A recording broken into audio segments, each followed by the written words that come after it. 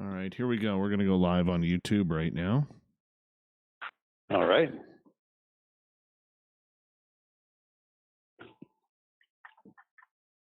Hey, everybody on YouTube. How y'all doing tonight? Dave Scott hanging on out here as we are going for it tonight, man. We are going for it tonight. We're going down the rabbit hole of Mothman.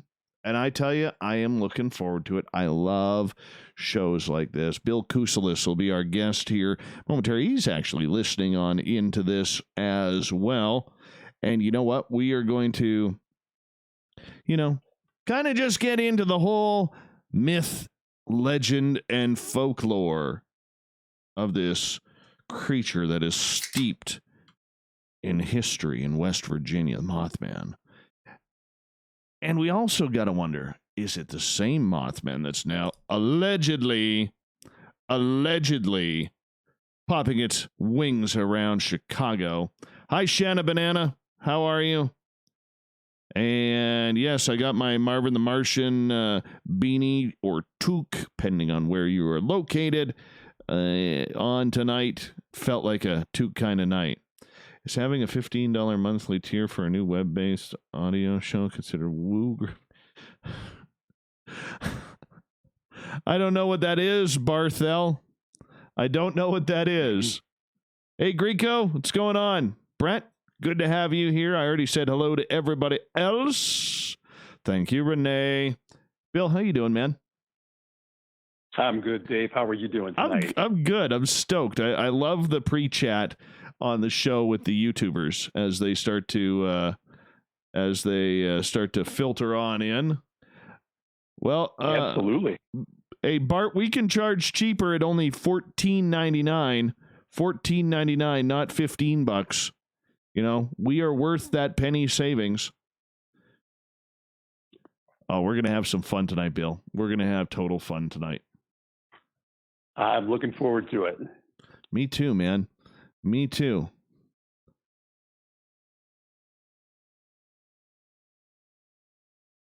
Me too. Let's see here.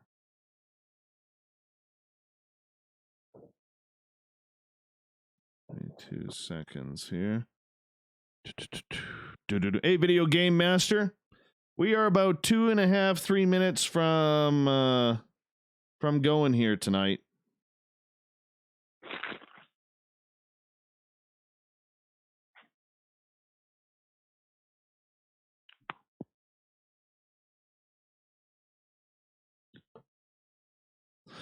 Yeah. We are going to have a good show. Good show. I'm pumped up for it. Totally pumped up for it. Fantastic. Yeah.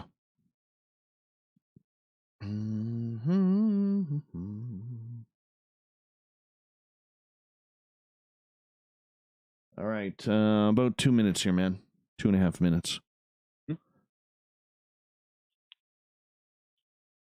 I just don't know what you could do for $15 a month, man. I really don't.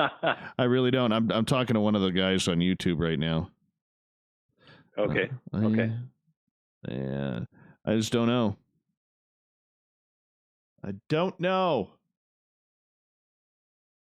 Yeah, let's go from here. All right, we're going to start the one feed right now, my friend. Hey, Bart, check your Twitter messages. I have one there for you, by the way. All right, and we'll close that off. We'll go here. We'll go here. Make sure that's all set up.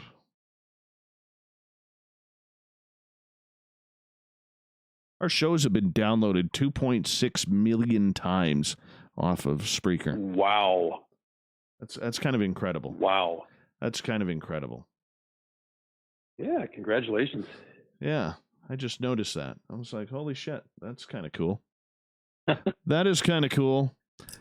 All right, It's YouTubers, exciting. we are about 40 seconds away. I want to remind all of you a great way to support this show is give us a thumbs up if you do not mind as well. The super chat is open for you. Don't forget to head to our website, spacedoutradio.com. We got the store going there, and we'd love for you to go buy some Spaced Out Radio swag, show it off. Tell us what you do while you SOR. That's really what we want to do here. So we're going to get the everything going here. We're about 10 seconds away from the start of the show. Hey, Bill WD-40, how you doing, man? How you doing? All right, here we go. Music is on. You ready? We're going to have some fun, Billiam. We're going to have some fun. Don't forget to have a shot of Pepsi before you get started.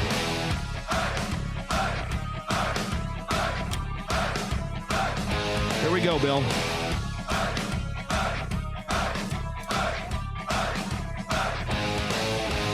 From the rainy mountains of central British Columbia to you listening around the world, this, my friends, is Spaced Out Radio.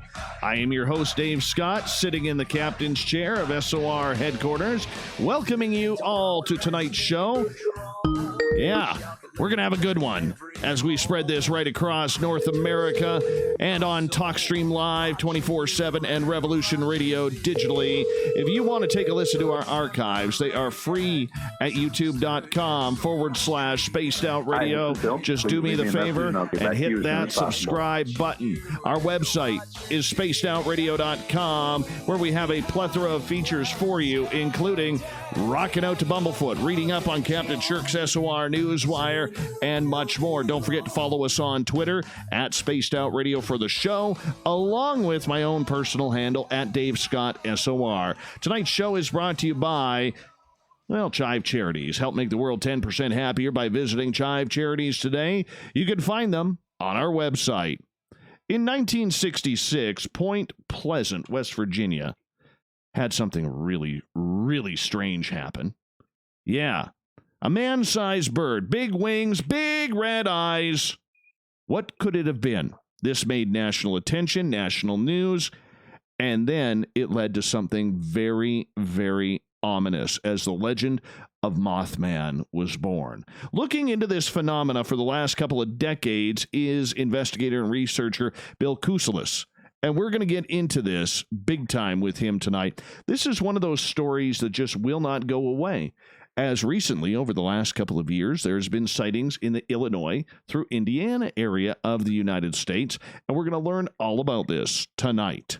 Then at the bottom of hour number 3, I will bring you the SOR Newswire, brought to you by Paranoia Magazine. Mr. Bill Kousoulas, first time on the show. Good evening, Dave. We love having you here. Thank you so much for joining us. How are you?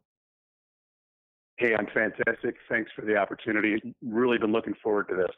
Me too, my friend. Me too. This is one of those topics that just will not go away. I mean, we've heard every angle. We've heard every rumor. We've heard every folklore piece of information that could be out there. Yet we always go back. We always want to know more about this topic. What do you think about this topic of Mothman that just, after so many years, keeps yourself and many others intrigued?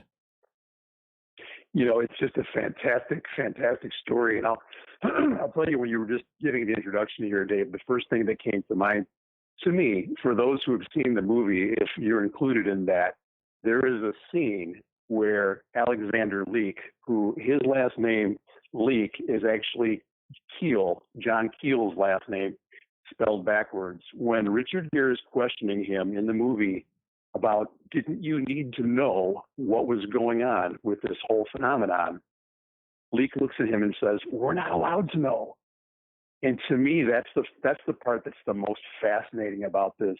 There have been so many sightings. There's been so much said. There have been volumes of books written about the topic, and we still don't know what the heck it is. That's the most fun part of it for me. The mystery that you were chasing, when did this start for you? You know, let me back up just a little bit if I could, Dave. My fascination with the paranormal began way back in the 1970s. I guess I'm getting to be an older gentleman, if I could call myself that. but there was a television show on in the late 70s called Project Blue Book. Not the same Project Blue Book that has been aired on the History Channel the last couple of seasons, but it was more of a documentary that spoke to some of the UFO sightings and the different cases, aliens, all this type of stuff and investigations. I was like 9 years old when I started watching this stuff, but I was just riveted to the television when that show first came on. And every Sunday night, I had to watch that show. So I guess my walk with the paranormal started about 9 years old. I'll skip a couple of decades. Was sitting around with my first wife. She wanted to watch a movie, and she said, I've got this movie. It's called The Mothman Prophecies. Do you want to watch it? And I said, well, okay, I'll check it out. I was always interested in the paranormal. But this movie, Dave, it just gripped me. And it wasn't necessarily, in my opinion, the best movie I'd ever seen. But the story, the people, the actors, the drama, the suspense, the soundtrack, everything about that movie was just riveting to me. And it kicked off for me almost 20 years now, I guess 18 years worth of studying everything I can get my hands on about the phenomenon and the story. And it's the mystery that surrounds it that really attracts me to it.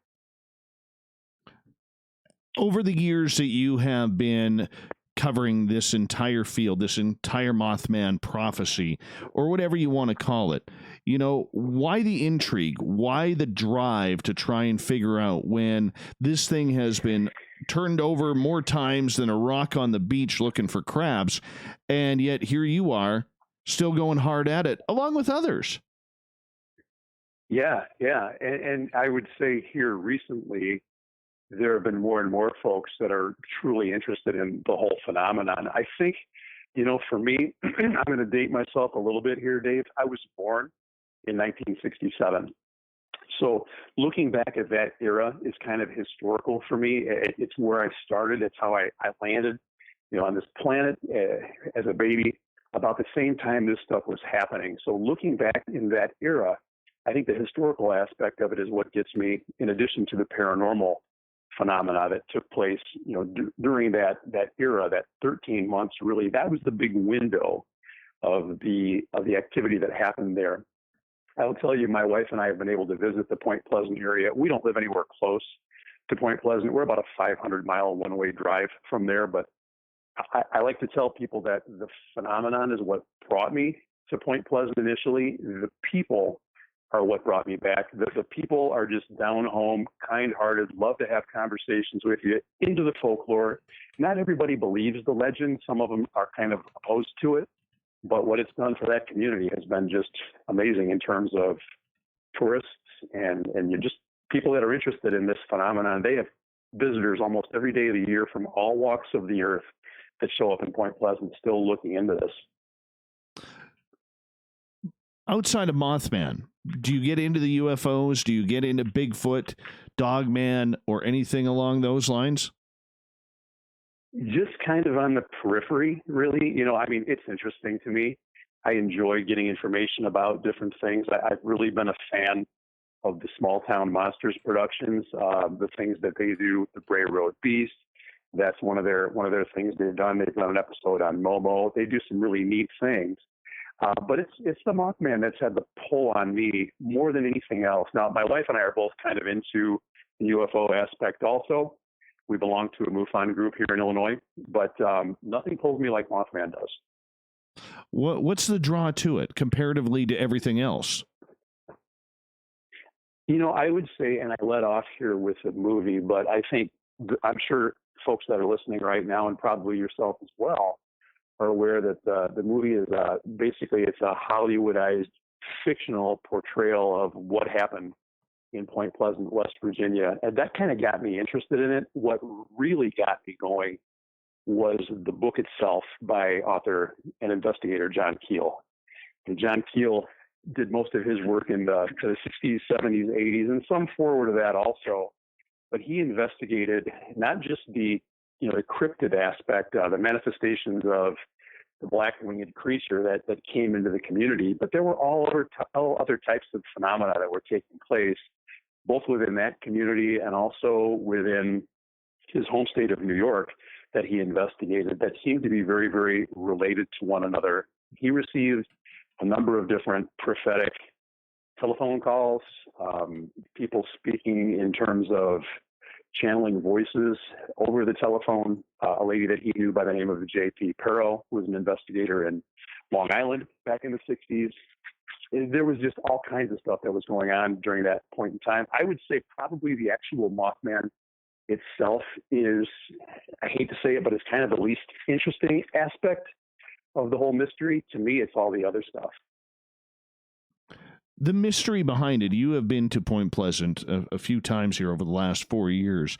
You know, now that we're going into that half century mark, or getting close to it from the incident that happened, and we'll get into the history of this, you know, when we get back from the break at the bottom of the hour. What's the attitude around the community about, you know, going through this entire process and living it year after year, but now as a tourism field that brings in probably a couple $1 million annually on this event? Mm-hmm. Mm-hmm. And I would say from the folks that I've talked to, for the most part, they welcome the legend. Not everybody believes in the legend. Of course, it was 50 years ago, so a lot of the folks that actually witnessed what took place, they're not with us anymore. But as you mentioned, it brings in an awful lot of revenue. People are very, very interested. There are community members. One of them, who's a friend of mine, who we actually traded messages on Facebook this evening before the show, and he saw that on my Facebook page I'd posted that we'd be doing this tonight. He's like, "There's nothing to it. That didn't happen," you know. So there are debunkers. There are people that don't believe in it at all, and then you've got your folks that are all about it. So with the community that is there, I mean, whether or not they believe in it or not, are they behind, you know, supporting an event that, you know, unfortunately claimed the lives of a number of people? Yeah, you know, there definitely is that aspect of it. Although the actual Mothman wasn't really held responsible for hurting anybody, that Silver Bridge collapse that you're alluding to, where 46 people did lose their lives, it was kind of a culminating event that was really kind of correlated with what happened with the other manifestations of the actual Mothman, the prophecies, even UFOs. There were all kinds of UFOs that were sighted during that time. The community seems to celebrate it now, 50 years later. And like I said, there are people that kind of push back against it a little bit. But for the most part, I think they welcome the festival and the things that it brings to the town, because it's really revitalized Point Pleasant in the community. It really has. And, you know, if more communities would actually jump on board with some of these legends and lore that are around the town, I mean, imagine what that would do for tourism dollars for a lot of these smaller communities that could use it. Like, I know my backwards thinking community that I live in, we had a famous alien abduction back in 1988 here. You know, I would love to be able Really? I would love to be able to do with our town that Point Pleasant has done with theirs with the Mothman, and nobody died. Nobody died, man. And yet there were over 40 people killed when the whole collapse of the Silver Bridge, you know, so it just makes it a little bit more interesting, but it also shows too the naivety and the negativity that seems to follow these type of topics when it comes to anything strange and weird being tied to actual community events. You know, and that's a really good observation. And I can share with you the little town that I live in, not so little, it's Sycamore, Illinois. We're about a little less than 20,000 people here. And we actually have a festival at Halloween called the Pumpkin Festival. Now, they don't celebrate so much the paranormal there. It's just something that one of the earlier members of the town had put together back decades ago, and had kids decorate pumpkins and put them on the courthouse lawn. It's more of a family type event. But I'm telling you, this little 20,000 person town, or even a little less than that, we pull 100,000 visitors that weekend. It's massive. So yeah, to celebrate something like you're talking about that happened within your town, you'd think there'd be a big audience for that, some type of a big venue for that. Maybe they need to do a movie there first, and then it'll happen. Oh, that's who what knows? happened to Point Pleasant. Who knows? Maybe that's what has to happen. Is Hollywood needs to get involved, and you never know. You never know. But you know, it does good. It does good, and it brings much needed tourism revenue dollars into a community that is, I mean, that's free money for a community, free money. So I'm surprised more Absolutely. don't jump on that. Absolutely. I really am surprised. It's a neat thing, Dave. And like I mentioned before when we spoke before the show tonight, I'm kind of laser focused on the Mothman phenomenon. That's kind of my area of interest. So I spend an awful lot of time doing it. It's an up and coming type thing right now. I think it's still growing, but it's nowhere compared to Roswell, and certainly not a lot of the UFO type stories and alien abductions and things. I think that's probably a little bit more mainstream, probably a lot more mainstream than Mothman is right now. But they really caught lightning in a bottle after that movie happened, and they've done a tremendous job of marketing it and putting together really a quality product within that community. I got to ask, Bill, why do we believe that Mothman is real? I mean, there's a lot of cryptids out there. Okay, there's a lot of monsters out there that are much more believable. I think of Bigfoot. I think, the reason why I don't go into the ocean is I still think there's megalodon. Never mind the great white sharks, where I'm a meal. But yeah. I think there's megalodon still out there. But, why should we believe that this creature is real? I think that's a fantastic question. And I think the first thing that I would say in response to that is that there were 100 eyewitnesses of the Mothman phenomenon back in 66 and 67. Point Pleasant itself is only about a 4,000 person town, maybe even a little smaller than that. It's the micropolitan center of the community right there. You've got Yellowpolis, Ohio, right across the street or across the Ohio River, and then the small town of Conagua and some other little towns there. But really the community itself, it's not big. And the percentage of sightings that took place that were corroborated by at least one interviewer, if not two. And I've had several conversations with Jeff Walmsley. Jeff is the curator and the owner of the Mothman Museum, kind of local historian. And he told me, he said, it's been 100 sightings by at least one qualified interviewer, mainly John Keel. But then there were a good 50 that were also qualified by 2 to 3 investigators. So there was an awful lot of what we call data to support that something was going on there. Do we know what it was? We don't know what it was. There's all kinds of different theories that abound as to what it was. But I think, again, going back to what we were talking about a few minutes ago, it's the mystery. It's the fact that you can't really definitively say what it is. I think that's the big intrigue.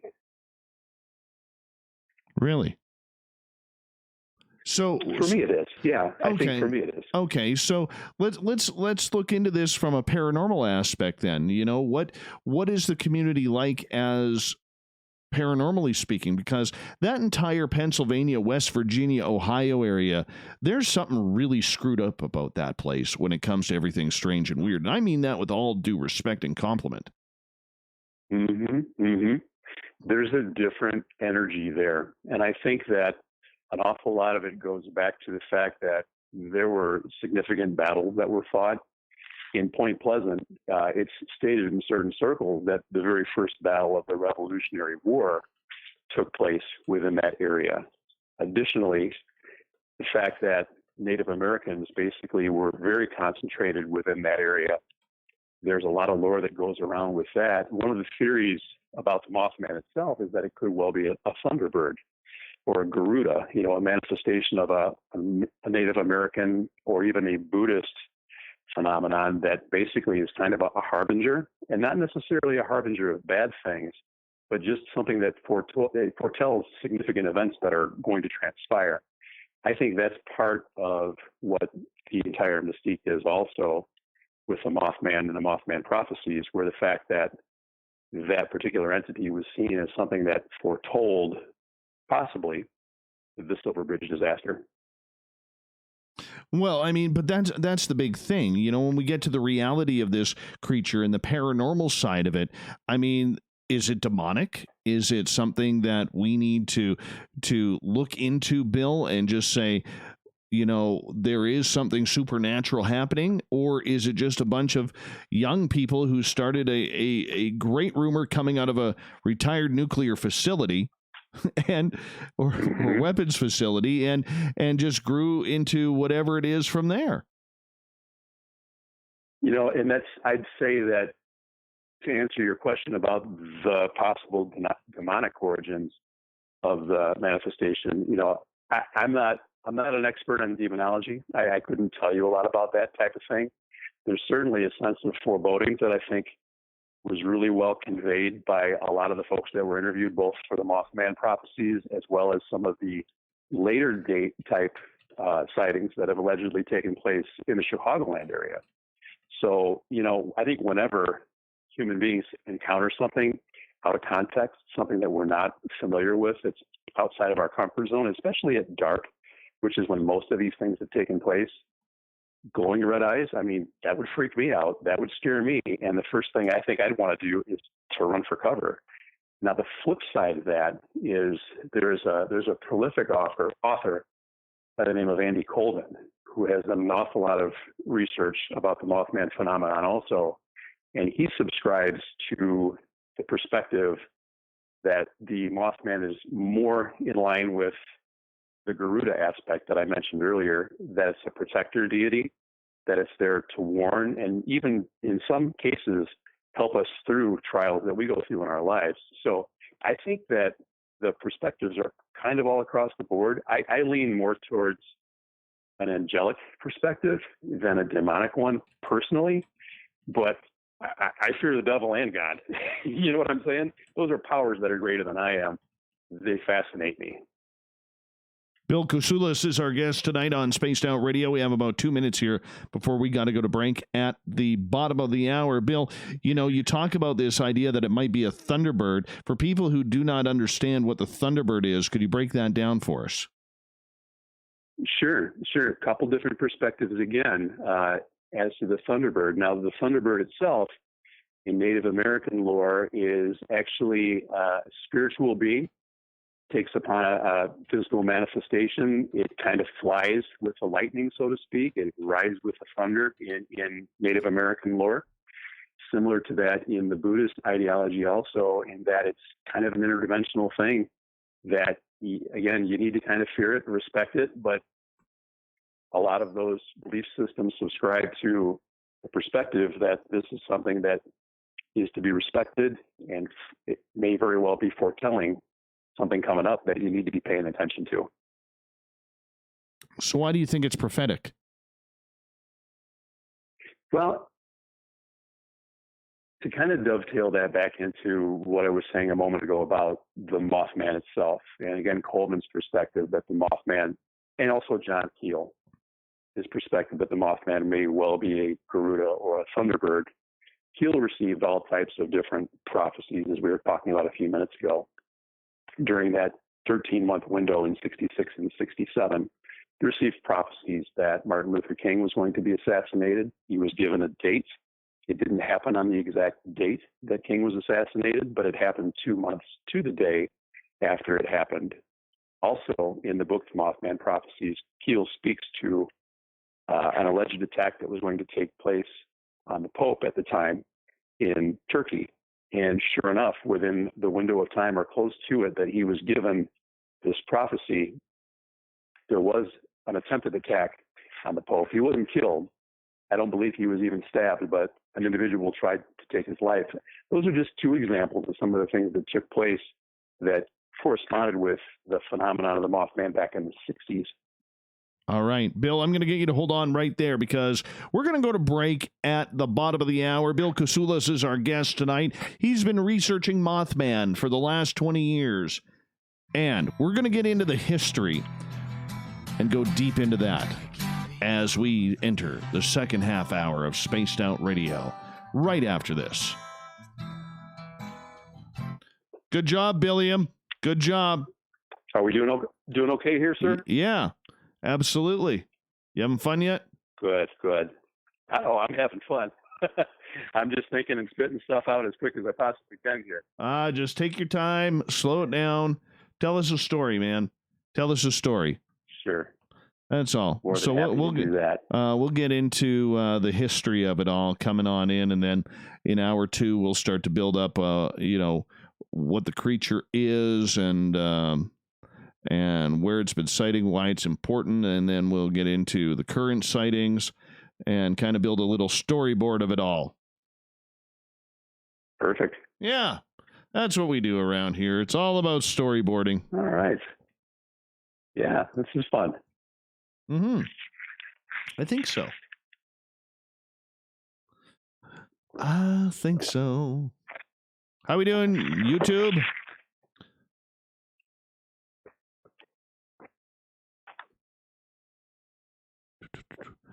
I'm hoping to have our Space Travelers Club on our website done by tomorrow or Thursday.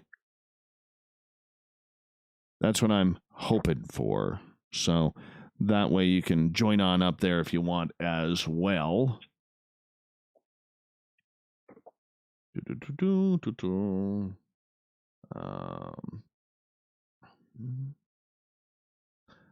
I can't believe my snow is finally starting to melt, man. Finally. You got a lot there this winter? Did you get a lot? Oh, yeah. We got a lot of snow this year. A lot of snow this year, and finally able to almost see grass in my backyard. Thanks, McGolan. We didn't get that much here. Oh, we got dumped on in February. Late January and February. Got absolutely dumped on. It was awesome. Except then the cold snap came too. Yeah, if you're 8 hours from Seattle, how close are you to Alaska? Oh, I'm still 20 hours from Alaska. Big country up there, isn't it? Oh, yeah.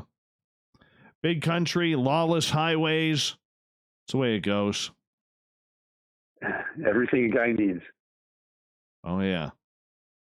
There are certain areas up when you start getting into that territory where they actually tell you, carry a gun. Yeah, I can imagine. Yeah. Because if anything happens, the police are about an hour or two away. Boy, that's a long haul. Oh, yeah, for sure, man. For sure it is. So I guess being 60 miles from Chicago doesn't seem like a long way for you. Oh, no. Everything's a drive here. Hell, I got to go 2 hours just to get to a Taco Bell. You have no idea how much that one hurts, man. You have no idea how much that one hurts. I'm about 7-8 minute drive from a Taco Bell here. Yeah, just don't. You want this interview to continue? Keep out of the whole Taco Bell thing, man. Stay out of the Taco Bell stuff. I didn't start it. I know. I hear you there, man. I hear you there. God, now I want a taco so bad. There's nothing more that can depress me as quickly as remembering that Taco Bell is a 2-hour drive away. Do you have other reasons to get to that area? No, nothing, especially during the lockdown. Oh, no. But I'm going to tell you, one of these days I'm going to make a trek. I'm just going to say, screw it and go. Just go. I'm going to buy like $100 bucks worth of Taco Bell. That way I can stick it in the freezer if I have to, and then thaw it out. I don't care how gross that would taste. At least I'd get some Taco Bell. Well, there you go. 1 second. Greco. Dave, when are you going out to the woods hunting Bigfoot? Hopefully soon. There's a lot more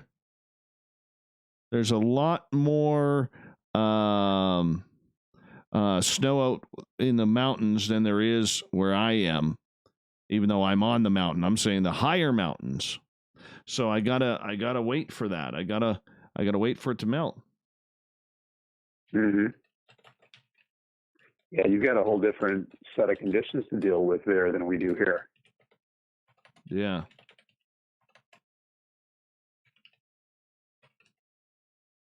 We've got about 90 seconds. Okay.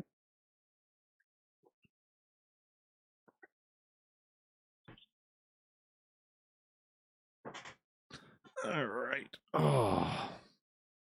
The only problem that I have when it gets nasty wet up here is that the arthritis in my knees starts going crazy. Oh, Ouch. Yeah. Ouch. I have that in my lower back. Yeah. SMP, there is very little high quality Mexican food in Canada. Very little. Unless you're in Vancouver. The Vancouver area has some great stuff. I'm missing someone here. How big is Vancouver? Oh, about 3 million people. Oh, it's big. It's about the size of Chicago. Yeah. Yeah.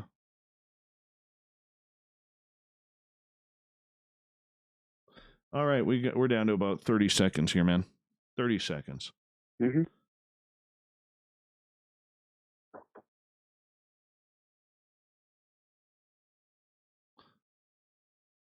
Hey, YouTube. What's going on, everyone? 66 currently viewing, 23 likes. We need some more thumbs up if you don't mind. We would greatly appreciate that. The super chat is open. And don't forget to go to our website, spacedoutradio.com/shop, so that way you can pick up your SOR swag, because it's a great way to support the show. But you know what else supports the show? Just sharing the message. Just sharing the message. I know money's tight right now, but sharing the message works just as well for me. So let's get to the second half hour coming up right now.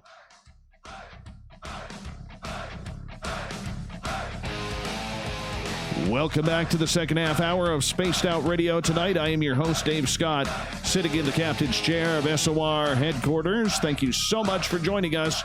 Really do appreciate your time. Thank you. Appreciate that. All right. We want to remind all of you that if you have missed portions of this show or others, you can check out our free archives at youtube.com/spaced out radio. Just do me the favor, hit that subscribe button. Our website is spacedoutradio.com, where we have a plethora of features for you, including rocking out to Bumblefoot and reading up on Captain Shirk's SOR Newswire, which is updated daily. Don't forget to follow us on Twitter for the show at Spaced Out Radio. For my personal handle at Dave Scott SOR. Check it on out. Tonight we are talking Mothman. 20-year researcher of this phenomena, Bill Kousoulas, is our guest tonight. And Bill, we welcome you back to the show. Thank you so much for joining us. Thanks, Dave. Not a problem. We appreciate you being here. It's a pleasure to be here. Yeah. We appreciate you being here. Bill, let's go back in the history. What exactly happened in 1966? So back in 1966, which is going back just a little bit before I was born, so I'm trusting my sources here, mostly John Keel. Back on November the 12th of 66 in Clendenin, West Virginia, there were 4 grave diggers who were out in a cemetery doing their job. They were digging a grave, and they sighted a flying humanoid, a man with wings, who was in the cemetery. And of course, spooked them. It freaked them out. Word began to pass through, the area. Now, Clendenin, West Virginia is not quite right next to Point Pleasant, but it's about 60 to 90 minutes away from Point Pleasant itself. Now, the next day, a gentleman by the name of Merle Partridge, who has been mistakenly called Newell Partridge with an N by both author John Keel as well as author Gray Barker, and then that's been passed down through the channels of communication over the decades. His name is actually Merle Partridge. He was sitting at home one evening, the evening after this cemetery event, was watching his television, and his television started kind of winding out, making a really high-pitched noise, and then the picture just snapped. I mean, it just went. There was a disturbance that was happening in the backyard, and he had a German Shepherd dog by the name of Bandit. Bandit ran out of the house. He was in the backyard, and he was running around in circles, which Mr. Partridge said, this is a really smart dog. He didn't do stuff like this. He said that he'd seen, some type of red circles that were kind of going around with Bandit. It appeared he was chasing these red circles that were happening, and then all of a sudden, it was gone.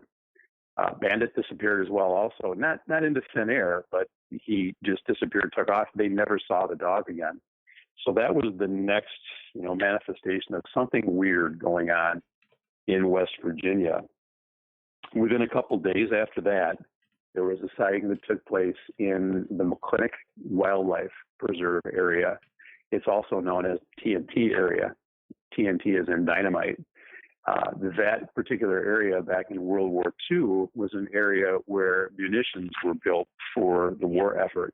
Dynamite, TNT, was kept in these igloos that were constructed out of concrete, and then there was like an overlay of forest and grass and such that covered them up. The whole idea was to keep it secret from any flying planes in case enemy aircraft had gotten into the area to see what was actually happening there. But to get back to 1966, the place is largely abandoned now. Not a whole lot going on back there, except kids used to like to use the place as like a lover's lane kind of thing, hang out to go make out or hang out or drink a few beers or whatever, teenagers and young adults like to do. And these two young married couples, Steve and Mary Millette and Roger and Linda Scarberry, they were in a 57 Chevy of Rogers just hanging out, and all of a sudden they saw this weird gray entity with bright red eyes, and it scared them half to death. So they got into the car, they jumped onto Route 62, which is how you get to the McClintock Wildlife Area, about 10 miles outside of Point Pleasant, jumped onto 62, stepped on the gas, drove as quick as they could to get back into town, while this being flew right behind their vehicle. Red eyes glowing, scared them half to death. They showed up at the police office. They made a report. And rather than debunk what had happened to these kids, the officer knew them to be upstanding young people in the community. Good kids, weren't going to make something like this up. That's what began the whole thing in the Point Pleasant area. When these kids came out with this story about what they had seen, I got to ask you, how many people actually believed them? Why was this story believed right off the bat? Because when you hear people talk about things like that, you obviously don't put much truth or faith into a story like that. I think one of the things that Keel talks about in the Mothman prophecies is that much as this officer who interviewed them had said, their credibility was not in question. These weren't kids that would make something like this up. These were just good, law-abiding young people. And it was obvious to the officer that these kids, they had seen something. Now, they weren't calling it Mothman yet. They weren't calling it anything other than something that scared these kids. And honestly, in Point Pleasant, the Mothman phenomenon itself was really more referred to as the big bird. They referred to it as the bird. It was the media that got a hold of it, the national media. They named it Mothman basically because Batman was such a popular television show back in the day. So I think the legend itself kind of took on a life of its own. Even back then, they didn't get information as quickly as we do today, where you can fire up an iPad or look at your telephone and get, more information than you'd want to see. Word spread quickly for that time. And coupled with the fact that these kids were credible and the way this legend began to take on national proportions, it kind of took on a life of its own. Now, does that mean everybody believed them or thought that it was something supernatural? I don't think so. Not at all. Not at all. But nonetheless, the legend began to grow from that point forward. Was there a matter of time where all of a sudden, after this sighting happened, that they started, other people started seeing this creature as well? Or was it more bandwagoning by the community because other people wanted to continue the story along? The way that the information that I've gotten my hands on depicts what took place, it didn't seem like a bandwagoning. In fact, there were other things that I alluded to in the first segment of the show that began to kind of grow along with the sightings of this alleged creature. Now, there was a lady by the name of Marcella Bennett, and she was visiting her family members in or near the McClintock Wildlife Area. And she was going to play a trick on the folks that were inside the house. Actually, the parents had left the kids there. The kids, I believe they were early teenagers, were in the house and walked up onto the porch And before they were able to get inside the house, she was holding on to her young daughter. She saw a manifestation of a being who was standing on the ground and kind of shambling towards her, not overly aggressively, but it scared her to the point that she froze in her tracks. Not only froze, but collapsed and fell on top of her daughter. And as Keela writes about, she knew or believed that she was smothering her child, but she was so mortified by this entity that she had just encountered that she literally could not get up. Thankfully, a family member was able to come get her up off of the child, and no harm was done to the little girl. But that was another instance of a very similar manifestation taking place in the community in a very short window of time. I'm still kind of estranged on the idea about why everybody all of a sudden jumped on the bandwagon, from the police to university professors to everybody trying to figure out what was actually being seen in this community. Can you get into that a little bit? I think so, because it wasn't just a couple of isolated incidents. There were other things that were taking place in the area that were really odd too. Now, are you familiar with the Indrid Cold aspect? Oh, yes. Good old Indrid. So right around the same timeline, and I'm sure a bunch of the folks that are paying attention to this story right now are already aware of, and maybe some aren't, there was a furniture salesman by the name of Woodrow Derenberger, who was from the Parkersburg area of West Virginia. Parkersburg is about an hour, maybe an hour and 15 north of Point Pleasant. And Mr. Derenberger was returning home from work around the same time in November of '66. And as he's driving down the highway, he feels that he's getting kind of passed somewhat aggressively by a vehicle behind him. He thinks it's just another vehicle that's just going to go around past him. And then he realizes, at least according to legend and according to his story, that this was not a vehicle that was driving. This was some type of craft that was flying. And this craft actually went up and around him and then stopped in front of him. Right. And got out. There was a gentleman who got out of the vehicle, came out, a good-looking young man, is the way Derenberger described him, and approached Mr. Derenberger and then communicated with him telepathically and basically told him, we don't mean you any harm. I'm from a country that's much less powerful than yours is. We're only here to, search. My job is a searcher for the world that I'm from.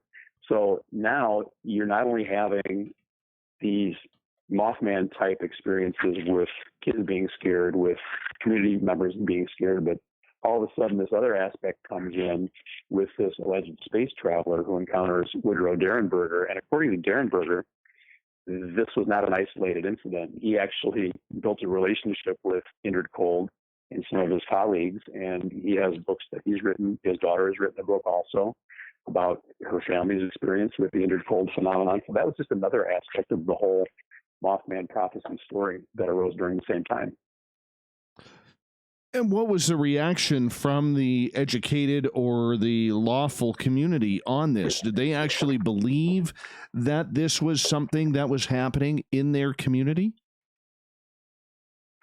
So to kind of expound a little bit upon the Indrid Cold aspect of things and the Woodrow Derenberger end of things, he actually was interviewed by Air Force personnel, was flown down to, I believe it was Florida, to be interviewed. And allegedly it was supposed to be some type of vacation for his family. And they went out and saw the sites of the Space Center and so on and so forth during the day. But at night, man was interrogated completely about what happened. Tell us what happened. Don't talk about this. He was forced to take a lie detector test, pass the lie detector test. I mean, this was just something that was kind of happening at the same time, a contemporary event similar to, or part of the whole Mothman prophecy story.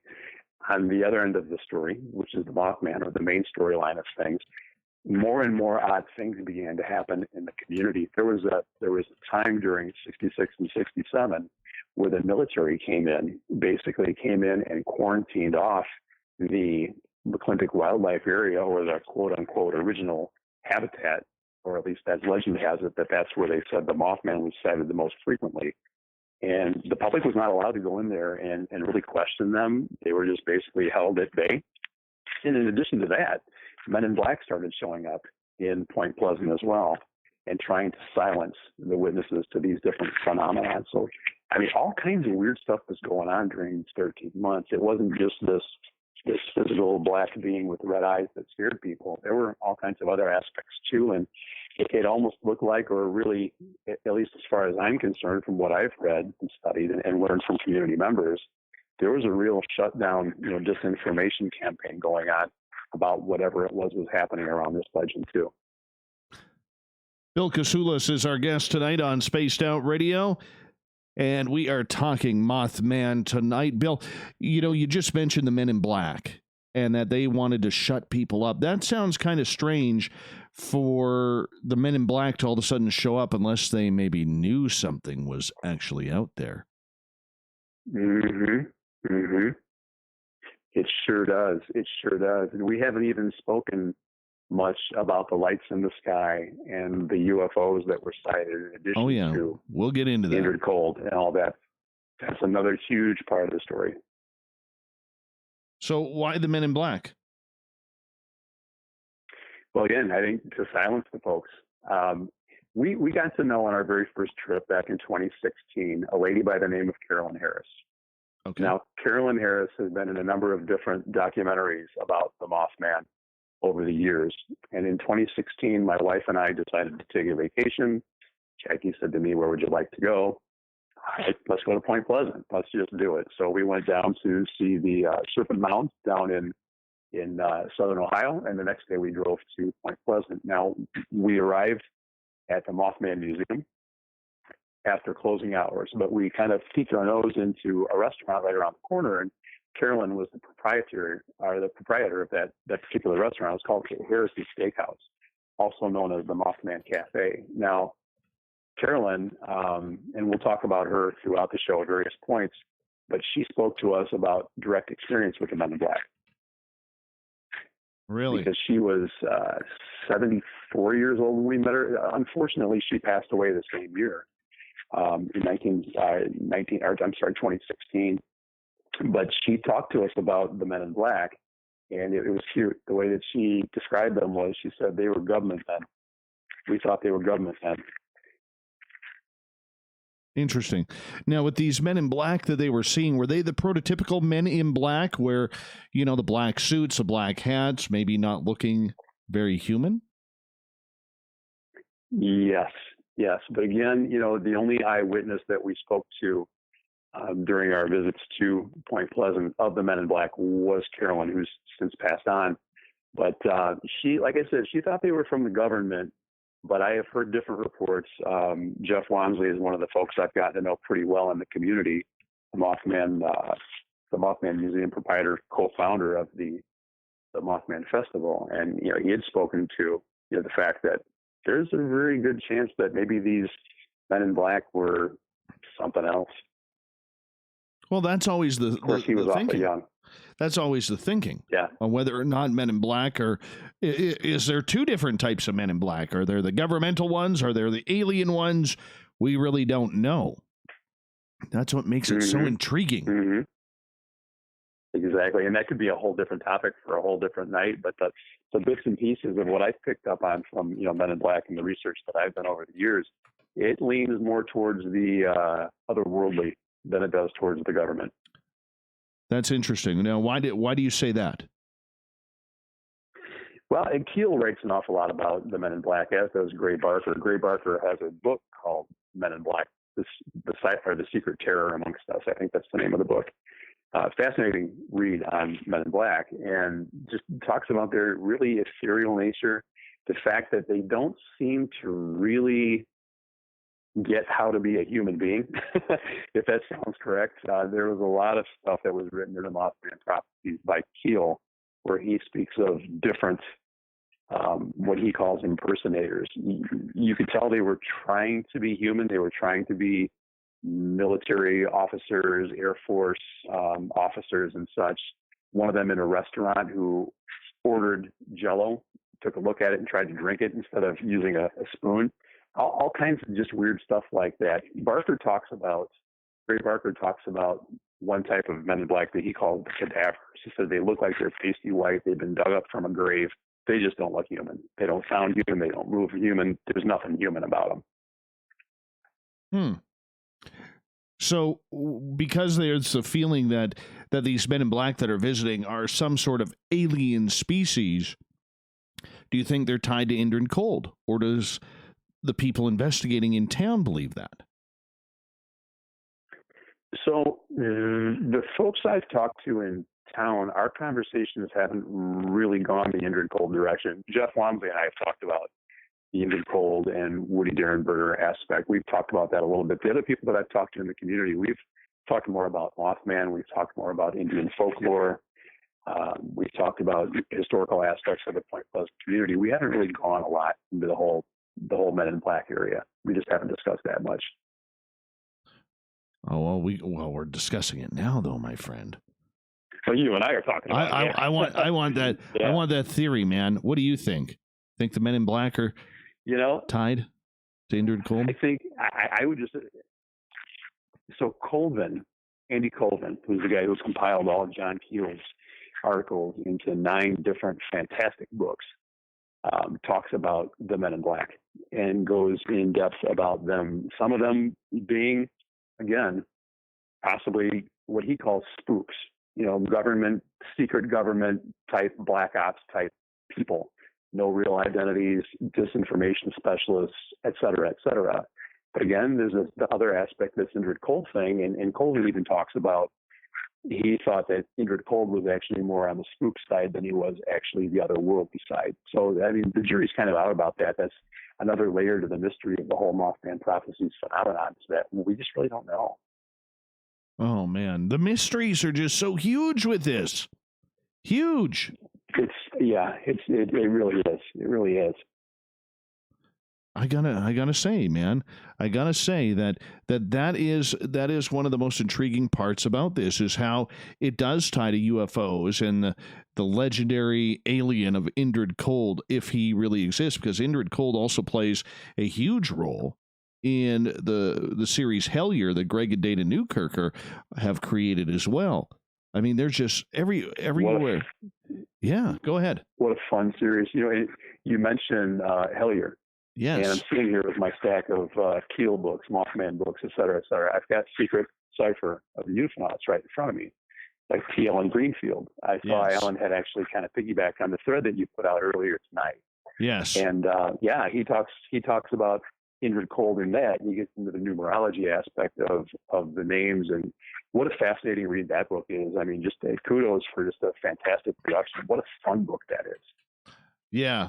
Alan's tracks a lot of what we do. Alan Greenfield, that is, author of Secret Cipher of the Ufonauts, and Alan is he's a good cat, man. He really is. He's an interesting guy when you get to talk to him. Have you ever talked to Alan on the phone? No, I never have spoken to Alan on the phone. I'd love to do that. Oh, you have to. You have to. It is very, very interesting, very difficult, because if you're not on his level, it's very hard for somebody on my level to make sense of what he is saying. And I absolutely love it. He is so far out there, but and I mean that in such a positive and professional way that it's worth the conversation, man, to send him a message and just say, hey, can I ask you about Indrid Cold?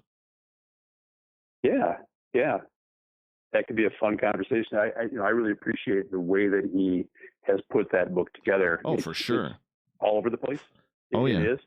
But it really ties up a lot of disparate threads, in the thoughts that I have had. Oh, yeah. And you have a lot of aha moments when you read that. It's a fun read. Bill, I'm going to get you to hold on right there, because we are going to go to break at the top of the hour. Bill Kousoulas is our guest tonight on Spaced Out Radio. We are talking Mothman. And we're going to find out about Indrid Cold, the tie to Mothman. Yeah, let's go down the woo train. We're heading into the tunnel now. Hour 2 of Spaced Out Radio coming up. There we go, brother. I am going to quickly run my dogs outside. I'm going to put the commercials on here. So you just sit tight and chill for a few minutes, okay? Sounds great. I'll be back in like 3 minutes. Why not get Bumblefuck? 4 million Scoville units of pure hard rock. Bumblefoot hot sauces come in 3 flavors. The burning Bumble. Tone it down a bit with Bumblicious and throw the sauce on everything. Spice it up. Bumble me, baby. Bumblefoot hot sauce. Get it today at kajans.com. Hey, space travelers, this is John Resig, founder of the Chive and Chive Charities. If you know anything about our website, you know we like to do things a little differently. We're not some faceless organization collecting money for a nebulous cause. Our donor dollars go directly toward life-improving items. Then we give those items directly to an underdog who needs it most. To become a donor with Spaced Out Radio's official charity, Chive Charities, just go to chivecharities.org/donate. Looking for creative ways to get your company out in the public? How about advertising on Spaced Out Radio? Our sales department is waiting to hear from you, and we can work around any budget. From commercial spots to banners to special promotions, there are many opportunities to get your name and product out to our SOR listeners. For a price guide and more information, please contact us at sales@spacedoutradio.com.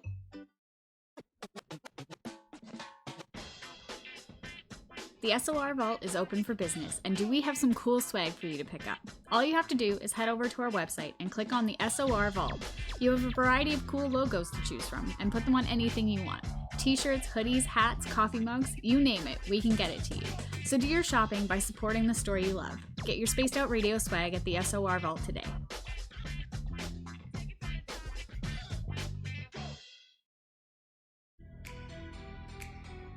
Are you an experiencer of something strange that can't be explained? Do you want help finding out what's going on? I'm Ryan Stacy, head of the Experiencer Support Association, otherwise known as TESSA. We've teamed up with Spaced Out Radio to investigate cases filled out in the SOR Sightlines report. We are independent and there's no cost to what we do. All we need is your experience. Let's find out what's happening together on the SOR Sightlines report. Get your horns up with me on Spaced Out Radio. This is Ron Bumblefoot Thal. Come tune in to SOR where you can hear me rock out with Little Brother is Watching, the official theme song of Spaced Out Radio. And then come on over to bumblefoot.com where you can find out about my tour schedule, my music, and everything else. Bumblefoot.com keeps you up to date on what I'm doing and the best way to stay in touch with my music and music camps. Sign up for my newsletter at bumblefoot.com and remember, Little Brother is watching. Hello, Space Travelers. It's me again, Carl. Don't forget to join the Space Travelers Club for just $5 a month and follow Spaced Out Radio on Twitter at Spaced Out Radio. Our Instagram, Dave Scott SOR. Our Facebook page is Spaced Out Radio Show. Our archives are free at youtube.com/Spaced Out Radio. Come woo it up with Spaced Out Radio today. Bye! The party is always all right, on. my friend, I am back. Vancouver. All right. Good times. Good times tonight. Yes, it is.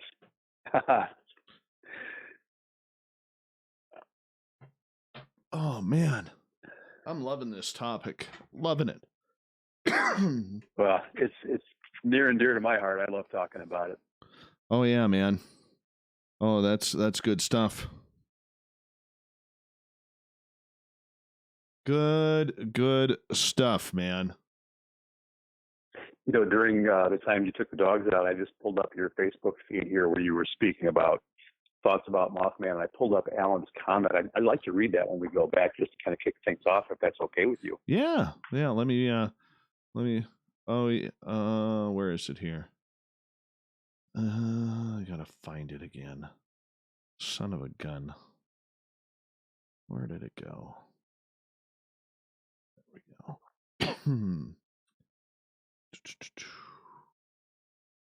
There's Alan's comment.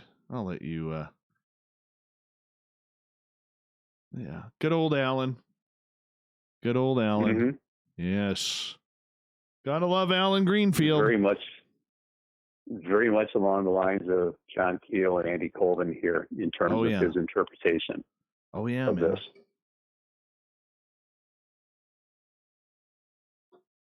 Oh, it's all good, man. We'll get into that. We will definitely get into that. All right, we got about 2.5 minutes, and then I'll reintroduce the show, reintroduce you, and we're off and running again. Perfect. YouTube, are you having fun?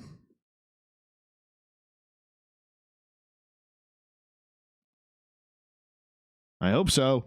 I hope so.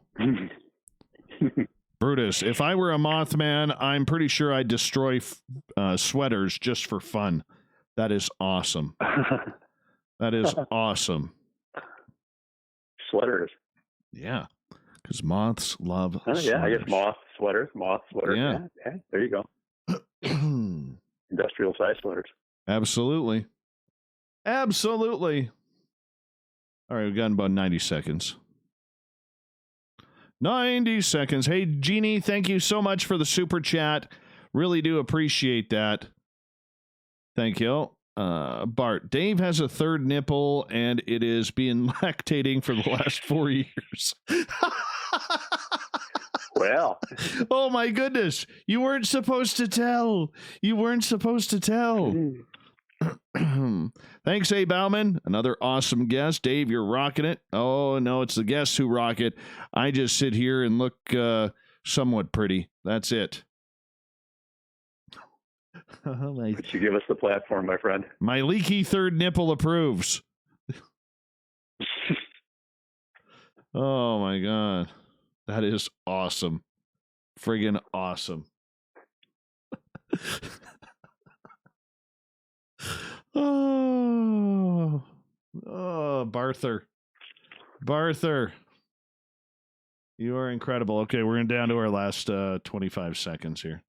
And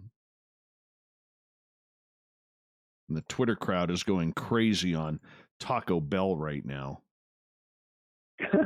Teasing you, huh? Just taunting you? Oh, they're vicious. They're absolutely not nice. They're That's absolutely vicious. Absolutely vicious. All right, here we go, my friend. Music is on. You're listening to Spaced Out Radio with Dave Scott. Follow Dave on Twitter at Spaced Out Radio and on Facebook, Spaced Out Radio Show. Hour number 2 of Spaced Out Radio is underway tonight. I am your host, Dave Scott. Thank you so much for joining us. We really appreciate you spending your time with us. We welcome back everyone listening in on our terrestrial affiliates across the continent. On the digital side, we're on TalkStream Live 24 hours a day, 7 days a week, along with Revolution Radio. Don't forget, you can check out all of our archives for free at youtube.com/Spaced Out Radio. Just do me the favor, hit that subscribe button. The Desert Clam has set the password for tonight in the SOR Space Travelers Club. Falanuik or Falanuik? I don't know, but the Clam sets a password each and every night right here on Spaced Out Radio. Our website is spacedoutradio.com, where we have a plethora of features for you, including rocking out to Bumblefoot, reading up on Captain Shirk's SOR Newswire, and don't forget, you can follow us on Twitter at Spaced Out Radio, along with my personal handle at Dave Scott SOR. Tonight we are talking Mothman. 20-year researcher into this phenomena, Bill Kousoulas, is our guest tonight. And wow, we are going to get into some, well, let's just face it, Bill. We're going to jump aboard the woo train here a little bit, and we're going to go for a ride, aren't we? Let's do it. All right.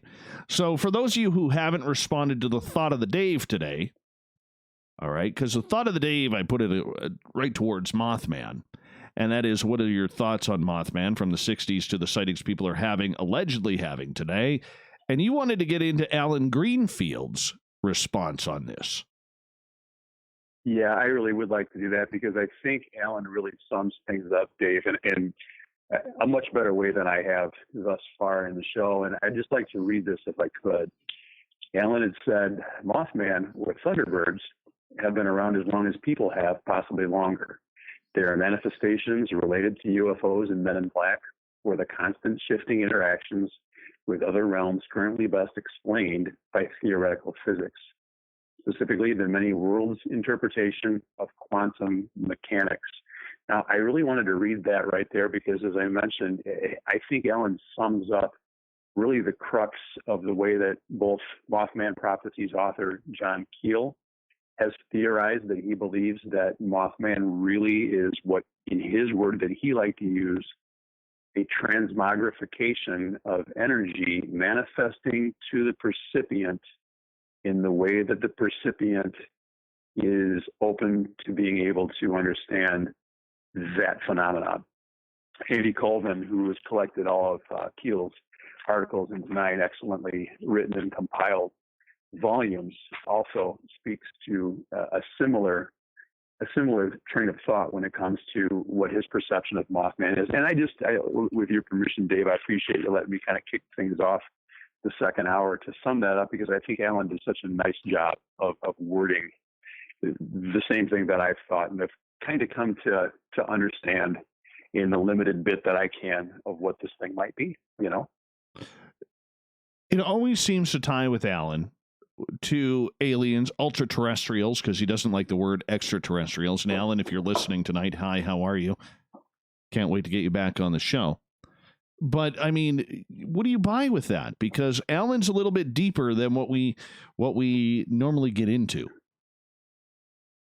You know, thus far, you know, in the conversation, yes, but ultra-terrestrials is also a word that Keel used to describe the different energies, the different, you know, manifestations of phenomena that he had been involved with investigating, including Mothman.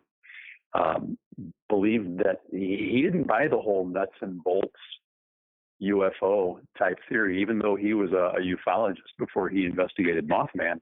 His whole idea was these are things that have been with us on this earth. It's like a breakaway civilization, a breakaway society that we can't really perceive with our 5 senses. It's something that can kind of come to us sideways, out of left field, like the Mothman has.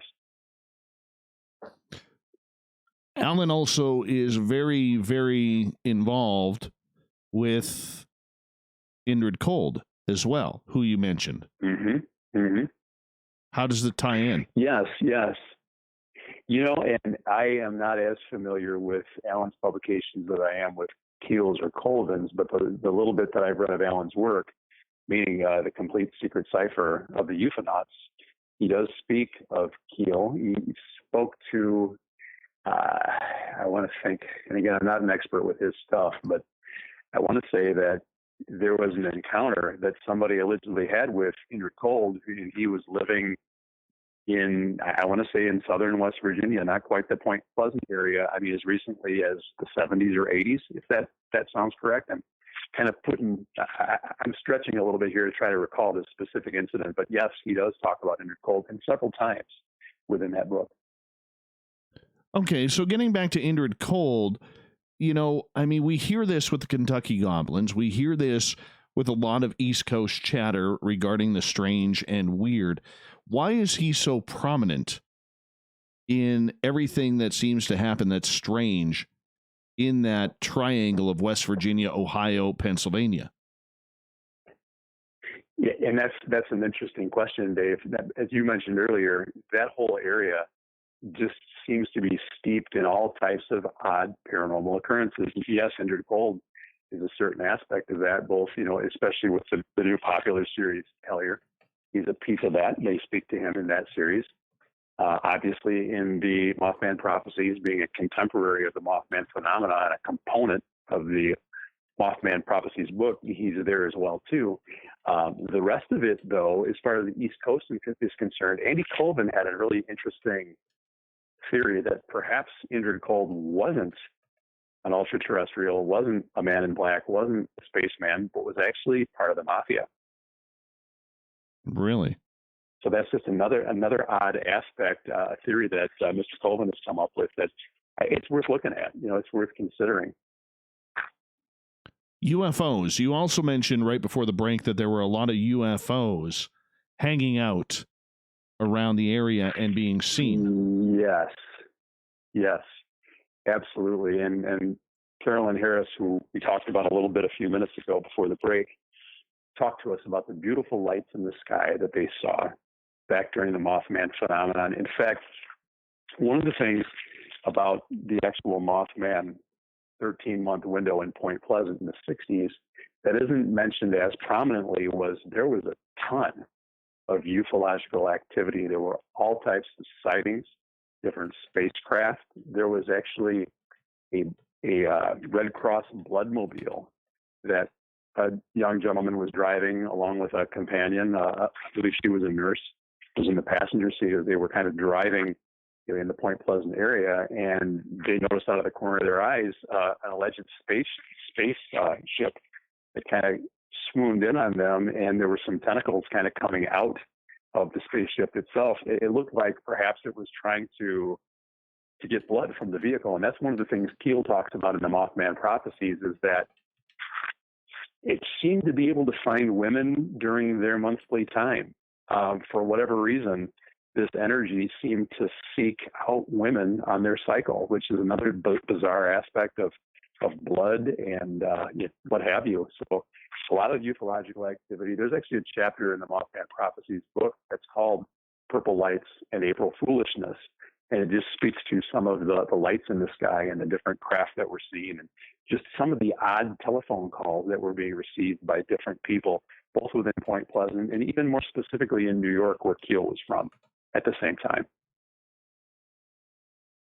So with that, were people having contact with whatever these UFOs were?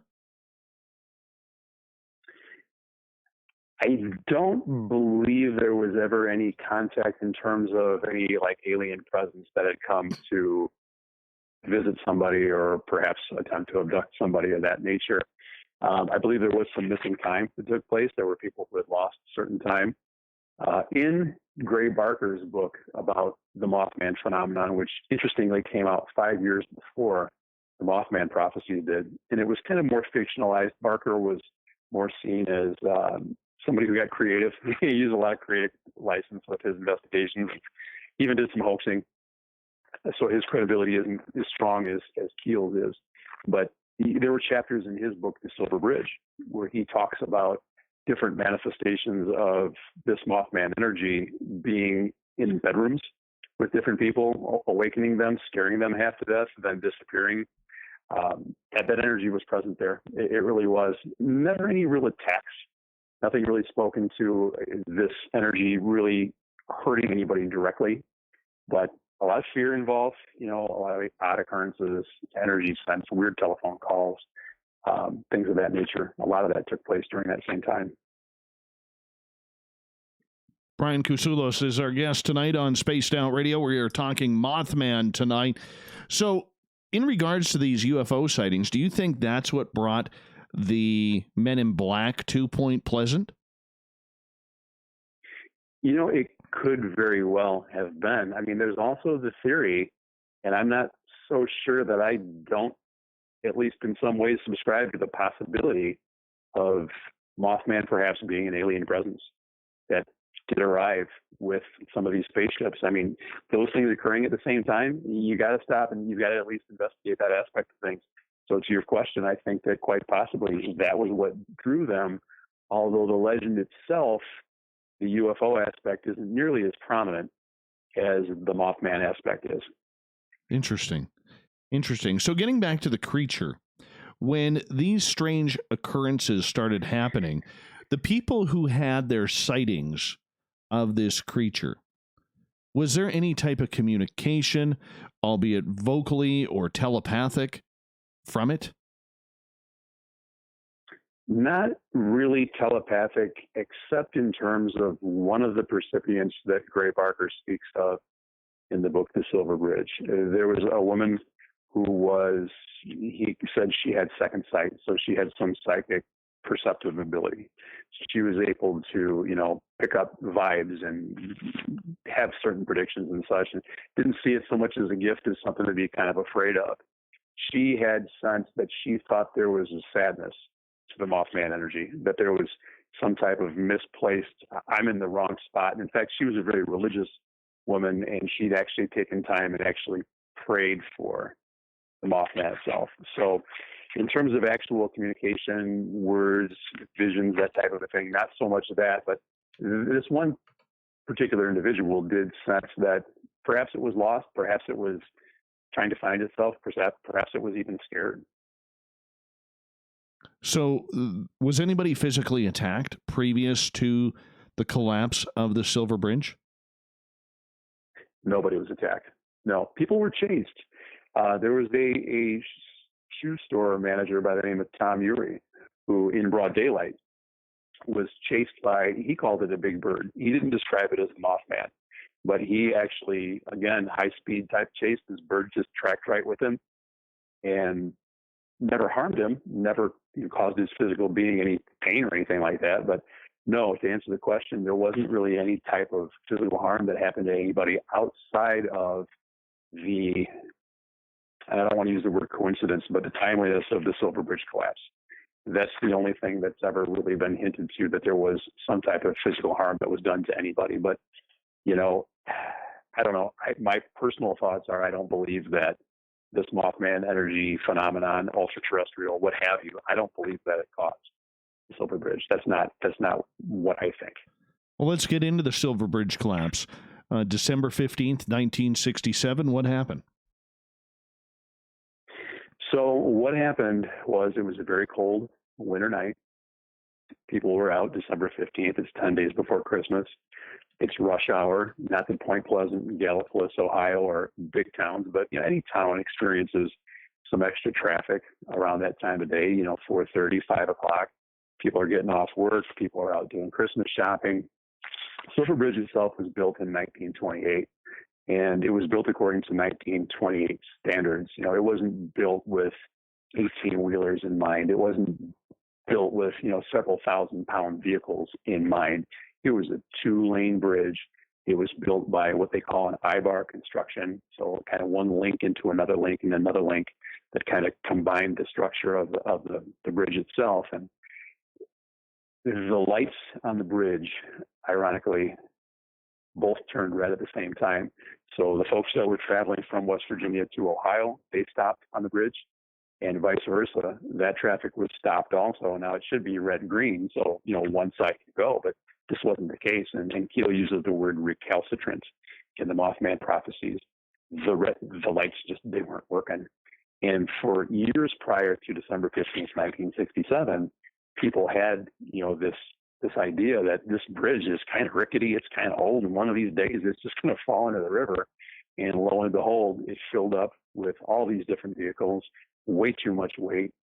I-bar number 13 cracked, and the whole bridge went down.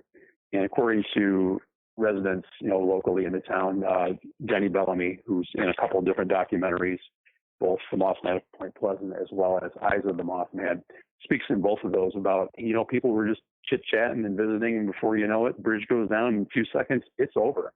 They're gone, and it was just a horrible, horrible tragedy. 46 people lost their lives in that Silver Bridge collapse. And to this day, the town, it's still a very prominent memory in the townspeople's lives. Even if they don't believe in the legend of the Mothman, they know what happened here was very real, very traumatic, and they still feel it. So with that, there's that alleged famous picture of what looks to be the Mothman sitting on the Silver Bridge. Is that just a Photoshop hoax? I think that's a hoax. I don't see any validity to that whatsoever. There have been folks that have come forward that said they saw a Mothman on the bridge or by the bridge shortly before it went down. What I do find some credibility in, not necessarily is these, the Mothman sightings allegedly that took place right before the bridge went down, but the day before the bridge went down, there were a couple of men dressed really oddly climbing on the bridge. And they weren't like wearing the types of clothes that somebody who's going to be inspecting a bridge should have been wearing. They were wearing like dress shoes and plaid pants. It was just kind of a bizarre out there, kind of almost a Men in Black type of thing that is, to me, is more credible than what you were alluding to with the Mothman picture and the possible Photoshop. I don't think there's anything to that. And I don't think, at least the people I've talked to in Point Pleasant don't believe that. They don't believe the Mothman caused the bridge to go down. Some of them don't even believe in the Mothman, but they don't believe that there's any correlation between the Mothman and the bridge going down for the most part. So why do they tie the two together? I think it's the timeliness. I think it's the fact that after the bridge did go down, the whole, in Jeff Wamsley's words, it put a calming effect on the community. And Benny Bellamy speaks to it also. Nobody wanted to talk about the Mothman. This was such a horrible catastrophe. They just shut all that out, and it just stopped. Now, have there been sightings in decades since then? There have been reports. You've heard different things here and there, Ohio, West Virginia, different states. But that 13-month window with 100 sightings, nothing like that has ever taken place in that area again. Bill Kousoulas is our guest tonight on Spaced Out Radio. We're talking Mothman tonight. And, you know, one of the things in regards to this, a lot of people want to blame Mothman for this bridge collapsing. Never mind that the bridge had actually cracked and it was old. It wasn't meant for the technology of the day driving over. And let's face it, vehicles were beasts back then. They were beasts. I mean, you know, they were the size of ferry boats, some of them. Big vehicles. Yeah. Heavy vehicles.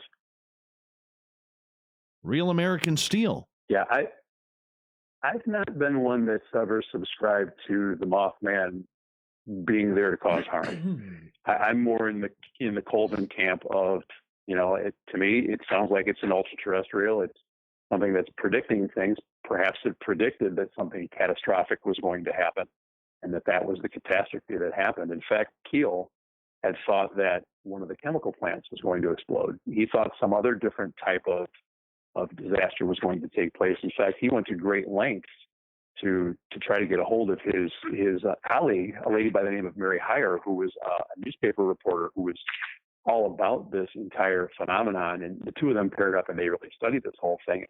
In a lot of his articles that Colvin has compiled over the last few years, speaks to warning Mary, something's going to happen. You know, Mary even had a dream that she saw a presence floating in the river and didn't know what that meant. So there was all kinds of stuff that there was a definite odd, eerie vibe that was taking place that, you know, did the Mothman inspire it? Maybe. Was there something else that kind of did it? And as Keel talks about, this Mothman was just a transmogrification or a physical manifestation in the way these people can perceive it. And that's what this was all about. One of the other things we haven't really gone into yet, Dave, is that, interestingly enough, the Ohio River meets the Kanawha River. They intersect right at Point Pleasant.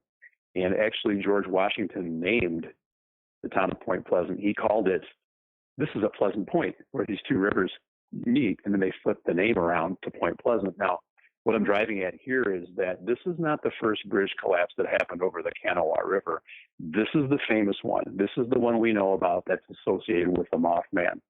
Interestingly enough, in 1904, on the Elk River, and I want to say it's the intersection of the Elk and the Kanawha, although my geography might be slightly off here, on December 15th, 1904, there was another bridge collapse in West Virginia.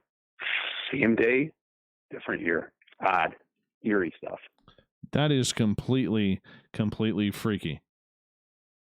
How far away from Point Pleasant was that? I'll show you my lack of geographic understanding. Speaking in general terms, I'd say it's within 100 miles. Either way, close enough. It's my safe guess. Yeah, no kidding. Wow. And yet nobody ever talks about that. Nobody does. And interestingly, Andy Colvin has an odd coincidence, and Alan Greenfield, I believe, speaks about this also in his work, that they felt that the great beast, Aleister Crowley, channeled some type of energy around that time that perhaps brought that Elk River down and opened the door for all this different ultra-terrestrial energy to be taking place. That's a whole different avenue. We could get into that kind of woo. Angle. We could definitely get into that kind of woo. I'm going to get you to hold on right there because we're going to go to break here at the bottom of the hour. Bill Kousoulas is our guest tonight on Spaced Out Radio. We are talking Mothman, continuing right after this on Spaced Out Radio. I'm so butchering your last name the last two times I said it. I apologize. Oh, you're okay. Kousoulas. No worries. It's tough. Kousoulas. I'll give you an insider trick. So my mom tells her friends, or used to when I was little, the way to pronounce the last name is it rhymes with useless. You'll never forget how to pronounce it now. All right. That's just not nice. That is just not nice, my friend. She's a nice lady, but that wasn't a very nice thing to do to this guy. Gee whiz, Mom. Thanks, Mom. Appreciate that. You won't forget it now. Oh, yes. All right. Human Carl showed up in the chat room. We can officially restart the show. Human Carl is here now. That is awesome. That is awesome. This is a good show so far. Very good show. I'm having a good time. I really am. Yes.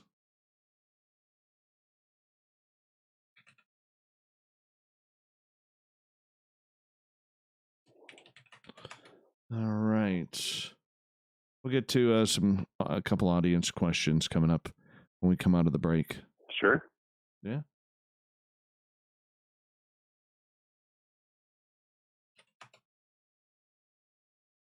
And yeah, it's gonna be good. Gonna be good. You having fun? Mm-hmm. Absolutely. Rock and roll, man. I'm not even getting tired yet, Dave. I usually wake up at 3:30, 4 o'clock in the morning. Oh God, that's usually when I'm going to bed.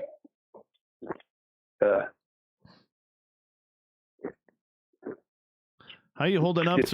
How you holding up through the whole lockdown thing? Honestly, I lean towards being more of an introvert than an extrovert. So this it hasn't changed my lifestyle that much. I have enough human contact that I'm good. My wife is here. We've got a 16-year-old at home. So this is going okay for me. The one it's hard on is my wife, because she is an essential worker and she needs to report to work, and she's also immunocompromised. So she's in a constant state of panic. It's really sad. Yeah, that's really tough. Me personally, I'm doing okay. Oh, me too. Me too. It was kind of weird today because I actually had to drive to my son's school and pick up all of his stuff along with his report cards and because we don't know if there's going to be he's only in grade 1, but we don't know if the school year is going to continue, right? And so it's been kind of weird in going through that, and they almost had like this drive-through service at the school today. Excuse me, where you kind of drove up, and then they'd come to you put your window down, they'd come almost to the door of the window, of the passenger window, and you tell them your child's name, and they'd have they had all his stuff there with his report card, and oh, this is his jacket. No, that's not his jacket. Oh, is this his gloves? No, that's not his gloves. I mean, my son, God bless him, he's a good kid, bright kid, but I went through for like 4 pairs, or I had to get him like 4 pairs of winter gloves this year because he kept forgetting them at school. And it's like you just want to go in there and dig through the lost and found to find this stuff, and you can't. No. And it's like, oh God, I just don't get it. I don't get it, but whatever. Hi, it is if it is, right? Oh yeah. Hi, Renee from New Zealand. You're late. Oh yeah, man. So, and then my daughter, who's 17, she's pissed right off. Oh, she is so mad because she was really... Senior? No, she's in grade 11, and she is just pissed right off because she loves school. Absolutely loves school. Mm-hmm. Like, she cannot wait to get to college. Can't wait. Mm-hmm. And she is just like, this is going to screw me up going into grade 12, trying to get into college. And what am I supposed to do? Like, she is angry about it. And we're like, honey, like, everybody's going through this, you cut yourself some slack. Nothing we can do. And she said, no, not good enough. I want to get back to school. And I'm, oh my God, kid, you're so, thank you for being so awesome. Right. Yeah. Our soon to be 17-year-old, I feel so bad for her because I remember what it was like to be 17, because back then, a week, that's like a month to us now.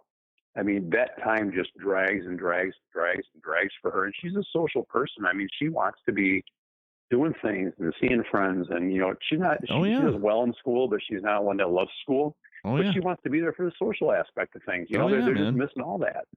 Oh, yeah. Oh, yeah. I hear you there. We got about just less than a minute here. Oh, yeah, man. My kid is the same way.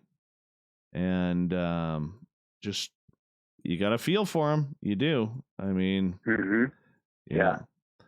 Mine is, she's such an ass kicker when it comes to her schooling and everything. I don't even need to worry, but I do. It's the father in me. It's just like, come on, just relax, chill out. It's okay. It's going to be okay. Yeah, be human for a little bit, okay? Be human. But that's all right. That's all right. All right, my friend. Great blessing to have good kids. Oh, yeah. Hey, everybody on YouTube. Want to remind you, we got the Super Chat open. Thank you to Jeannie for the Super Chat earlier. And don't forget to check out our website. Our store on our website has some great swag for you to check on out. Give us a thumbs up if you don't mind. We like those too. And tell your friends all about us, because we're here every single night. Here we go. We passed the halfway point of Spaced Out Radio tonight. I am your host, Dave Scott, sitting in the captain's chair of SOR headquarters. Thank you so much for joining us. Really appreciate all of you taking the time to hang on out. Yes, especially all of you in Ontario, because we love our new affiliate there. We really do. Saga 960 AM. And in Washington State, our other new affiliate, KZAX 94.9 in Bellingham, Washington. Good to have you guys along for the ride. Also, want to remind you that all of our archives are free for you. If you're new, you might want to catch up. There's only like 900 of them. At youtube.com/Spaced Out Radio. Just do me the favor, hit that subscribe button. Our website is spacedoutradio.com, where we have a plethora of features for you, including rocking out to Bumblefoot and staying up to date on the news with Captain Shirk's SOR Newswire.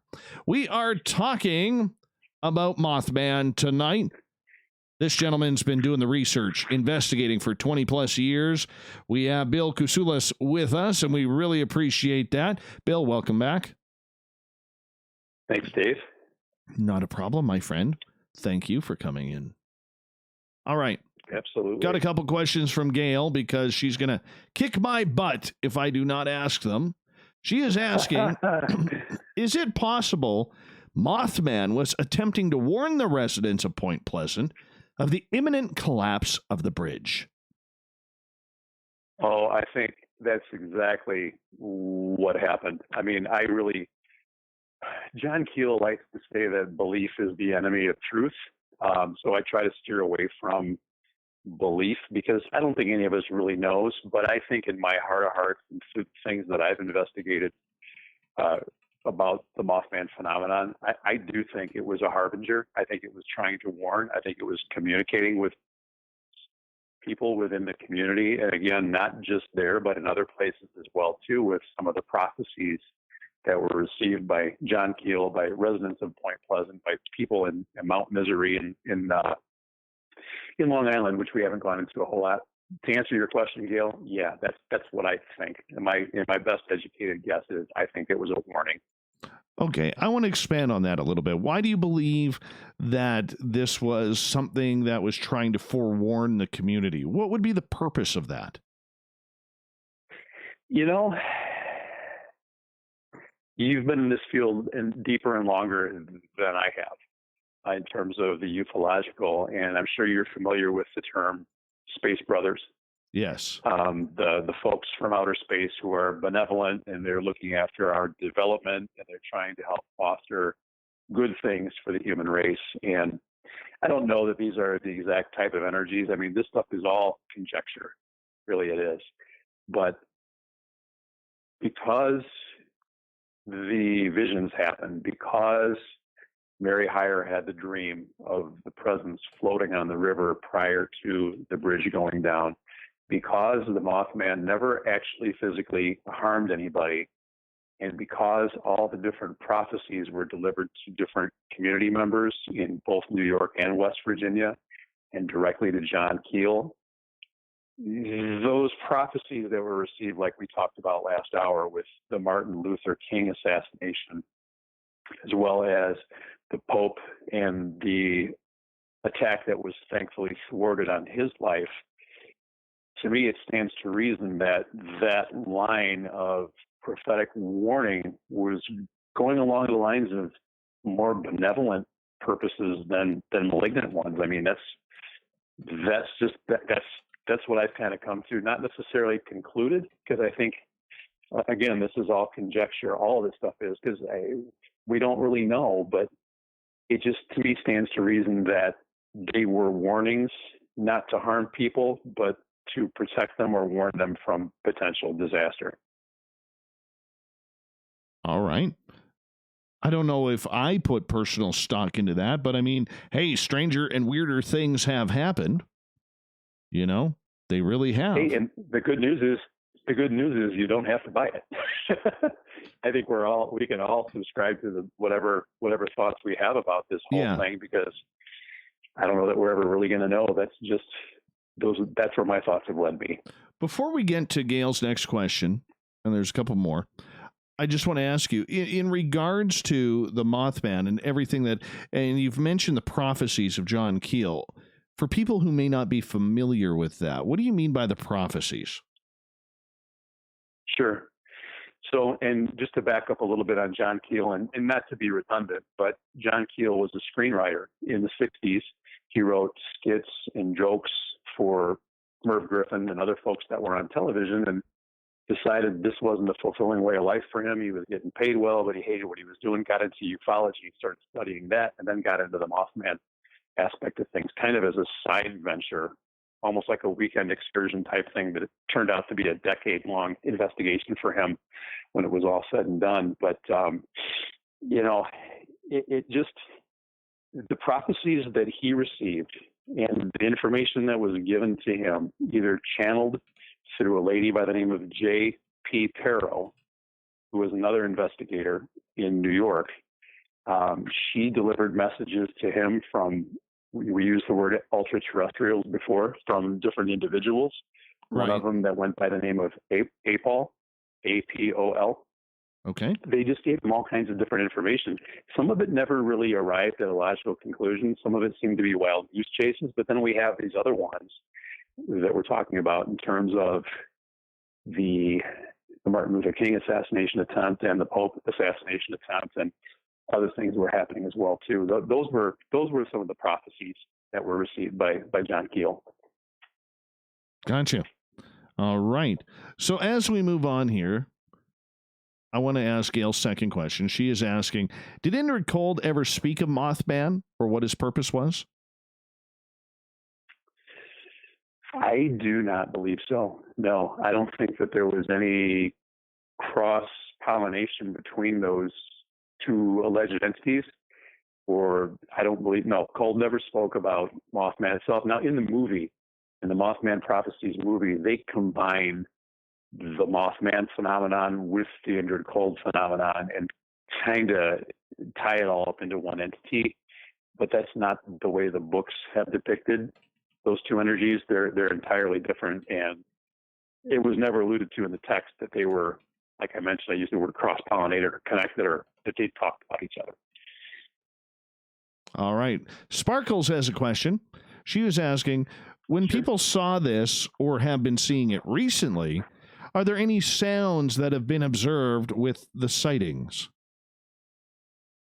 So the recent sightings that have happened, that I have actually been aware of, the things that I've heard, and I have some friends that are really investigating this very closely, much more closely than I am. I've heard screeching. That's the one predominant thing that I've heard. Besides that, nothing else comes to mind. But screeching, yes, I have heard that in certain sightings, certain instances in the Chicagoland area and Great Lakes area. All right. Let's move on here. In regards to being a harbinger of the unknown, were people getting any type of psychic connections with this creature, or were they given any sort of prophecy themselves that there was going to be a major incident which evolved into the collapse of the Silver Bridge? Well, Keel specifically was getting reports of an impending disaster. In fact, jogging my memory just a little bit now, but there was an incident. It was happening. Lyndon B. Johnson was the president of the United States in 1967. And Keel was receiving prophetic information from this ultra-terrestrial entity that went by the name Apol, or Apple. And allegedly there was going to be a big blackout that was going to happen throughout the northeast section of the United States, and it was going to be massive. And that kind of gives us a little bit of a segue into another book, another Keel compilation by Andy Colvin that's called The Big Blackout. And it speaks directly to not so much the Point Pleasant aspects of the Mothman saga, but more the Long Island, Mount Misery aspects with J.P. Perro and Apol and Agar, who was another ultra-terrestrial that manifested to J.P. Perro also. But the prophecy as far as that Keel was receiving, that he was so concerned about, was that when Lyndon B. Johnson threw the switch for the Christmas light, the Christmas tree on the White House lawn to be lit up, that was going to coincide with this massive blackout, which was going to be this extraterrestrial / ultra-terrestrial, what have you. It was going to be their illustration of their presence. And they had allegedly intimated this to Keel, that this was going to happen right at that point in time. That didn't happen, but it was shortly after that, within minutes, that the Silver Bridge collapsed, and Keel got word of that from his apartment in New York. Wow. That's amazing. Absolutely amazing. A case of misdirection, like something's going to happen, it's really bad, it's going to be here, and then it happens 500 miles over there. Really spooky stuff. I should ask, and I probably should have asked earlier regarding this, considering there's a lot of military bases in and around that area, was there any military response to any of these UFO sightings, the Mothman sightings at all? Only in the TNT area. That's the only place that I'm aware of when they quarantined that particular area off for whatever their purpose was, whether it was to hide munitions or because they were aware that there was some type of alien presence or Mothman something, whatever it was that was going on there, they blocked it off. Besides that, we've got the Men in Black episodes. Are they government? Are they not government? We don't really know. We kind of lean towards, we think that they're probably otherworldly, but besides that, not really. Let me step back from that for a second. The only other aspect that I'm aware of in terms of military was some alleged military officers that went by odd pseudonyms that when Keel investigated them, they didn't pan out. There was a Major Richard French, who's written about the Mothman prophecies, who turned out to not have any credibility as to who he was. So there were some weird things going on that way, but not military, not force, not guns. More of a matter of, I'm with the Air Force and I'm here to talk to you about this kind of a thing, Absolutely. So the military really showed no concern in regards to it. Not really outside of that aspect of the TNT / McClintock Wildlife Area when they quarantined that area. What did we learn from that entire aspect? Because Mothman, for the most part, disappeared for a long time afterwards, before only a few years ago starting to appear in the Chicagoland area recently.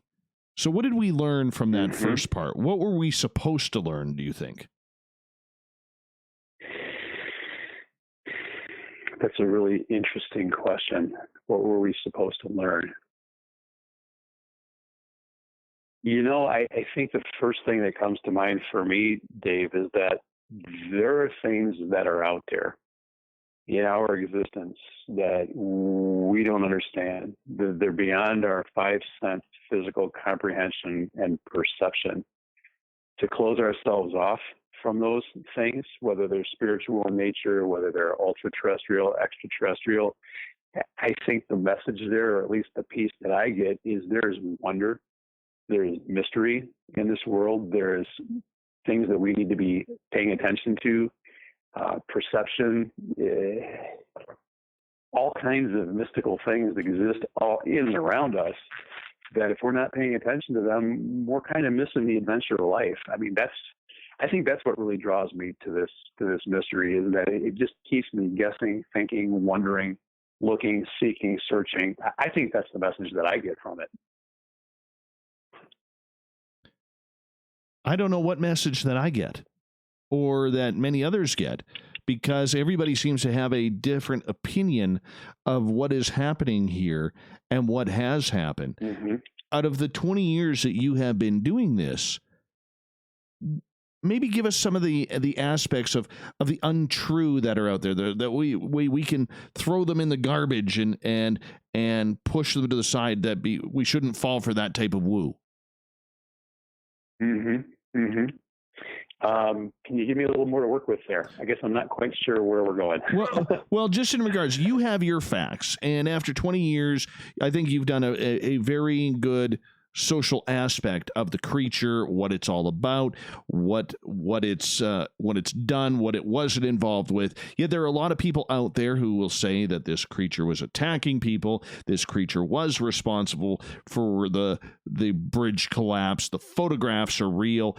You know what I'm saying? Is there, with every good solid piece of information, there's probably 10 or 12 forgeries and fakeries out there.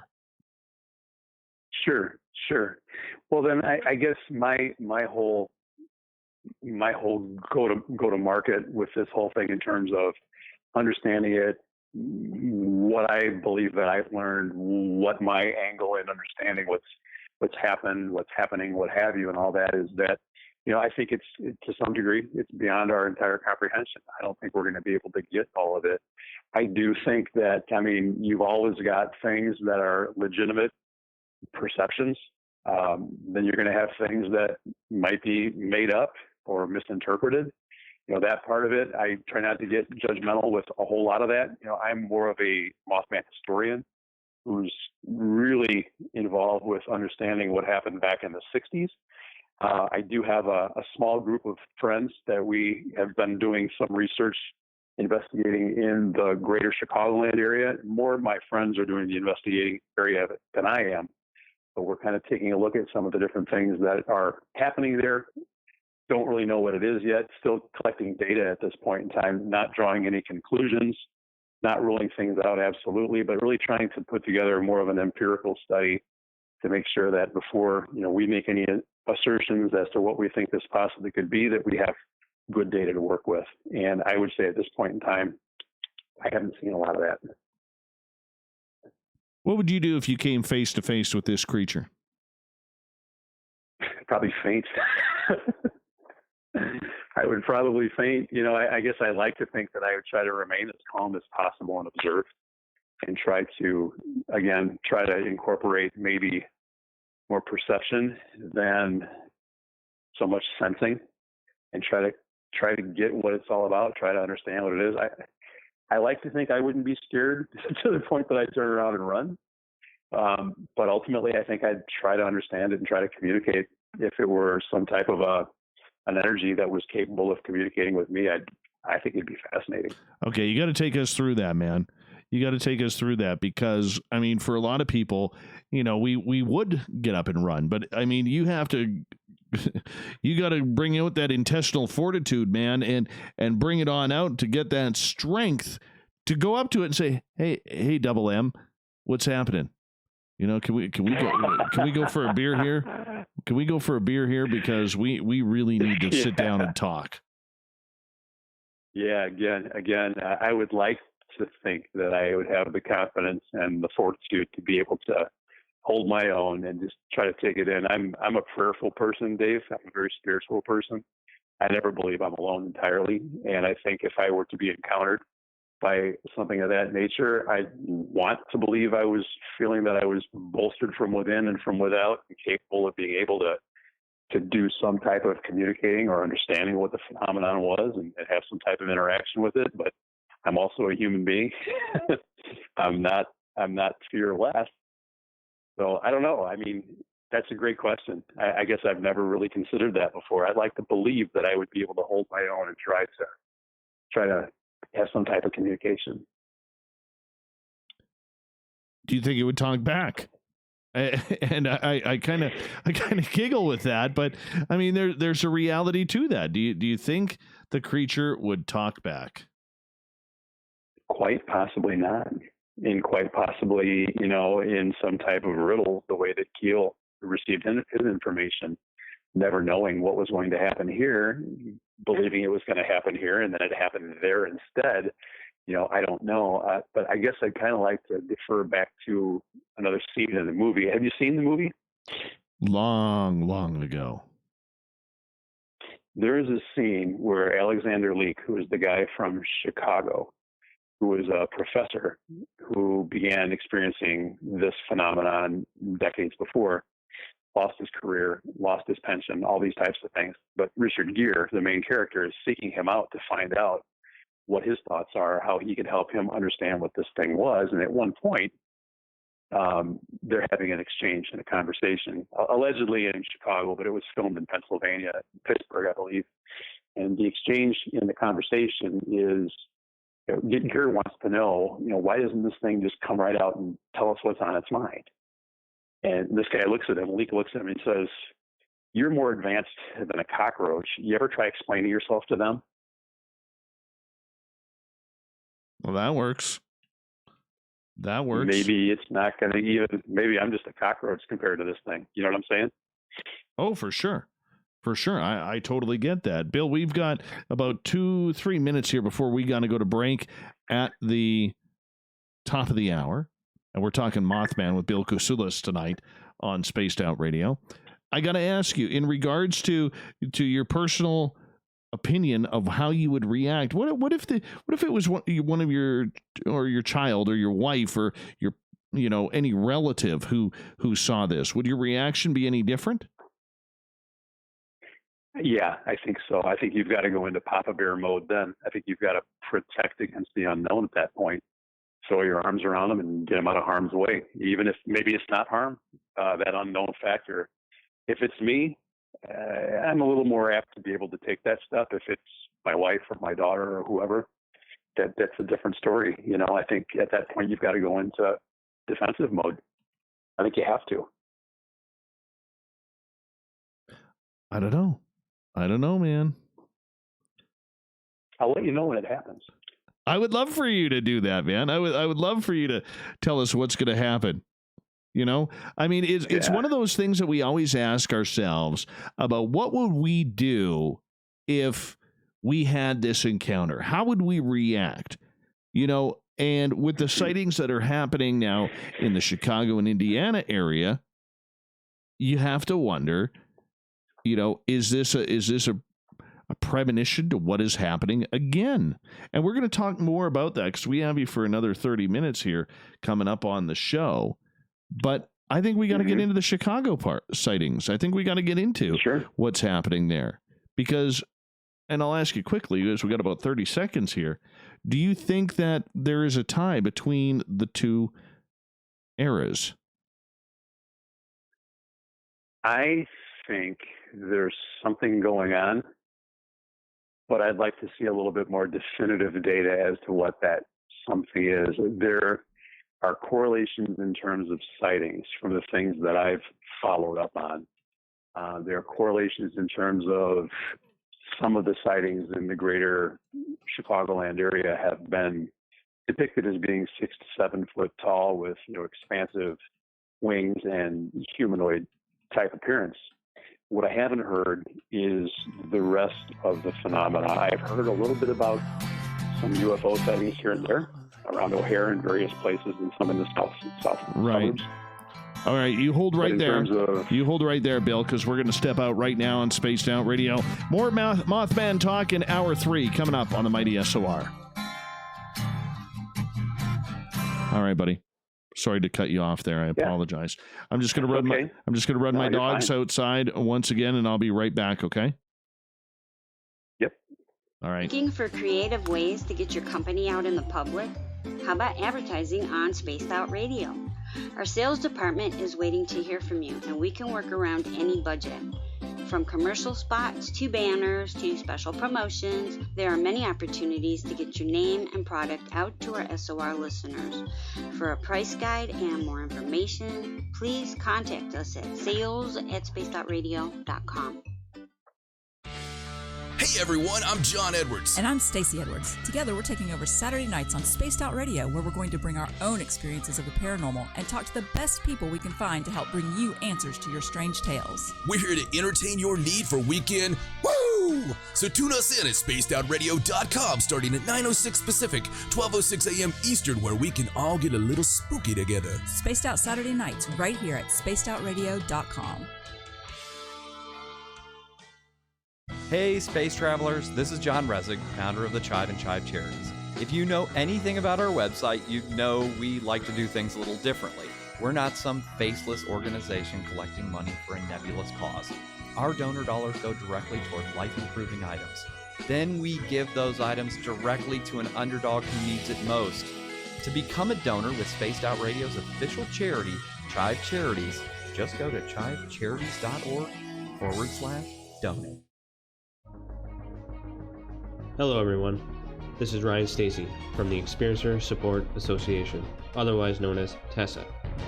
We're glad to team up with Spaced Out Radio to help investigate your experiences on the SOR Sightlines Report. Together, we'll investigate the strange sightings and occurrences you've had. We're looking for answers just like you.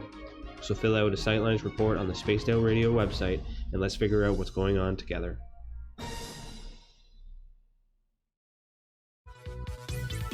Hello, space travelers. It's me again, Carl.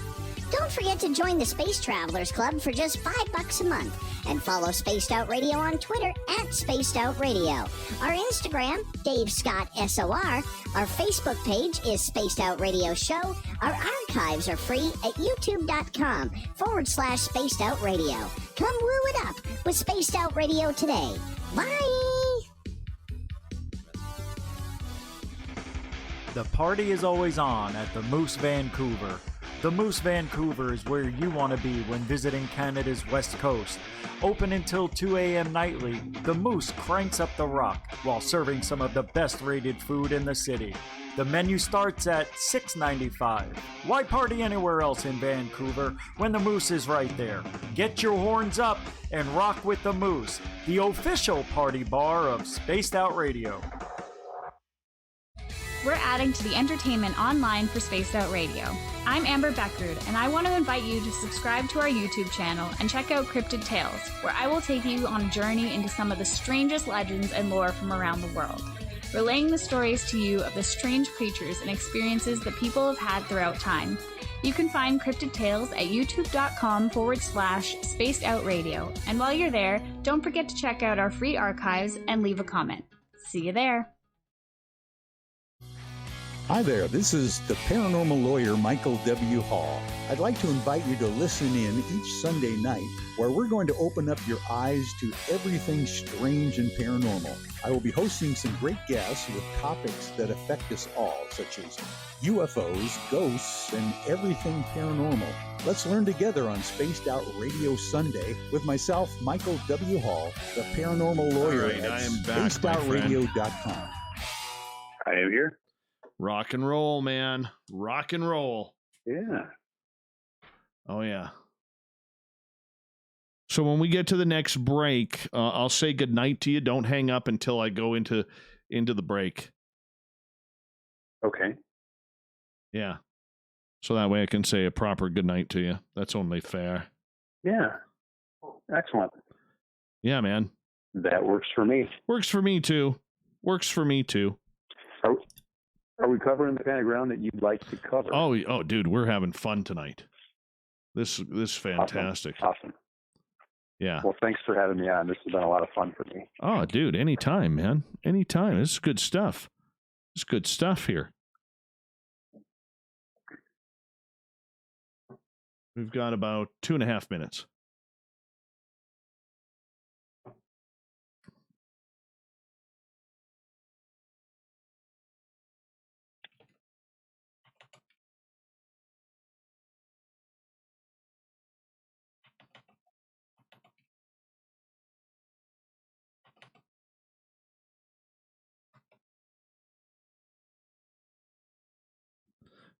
All right, everybody on YouTube having a good time?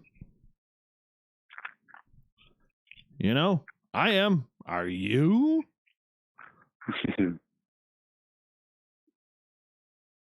Oh, yeah. Got a couple audience questions coming up here. Great. Yeah. And then we'll get into Chicago. Sure. Chicago, man. Let's do it. The big city.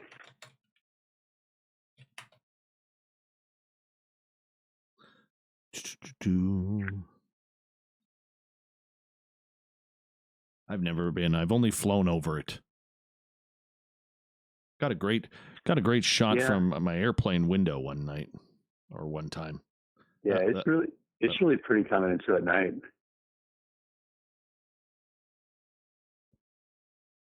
We got about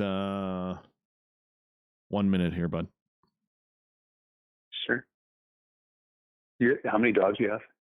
2. 2 dogs. What kind? One purebred German Shepherd, one purebred or German Shepherd cross. Oh, my wife would love them. The girls want dogs, but I that's too much responsibility for me. All right, we'll get into it. 30 seconds here. 30 seconds.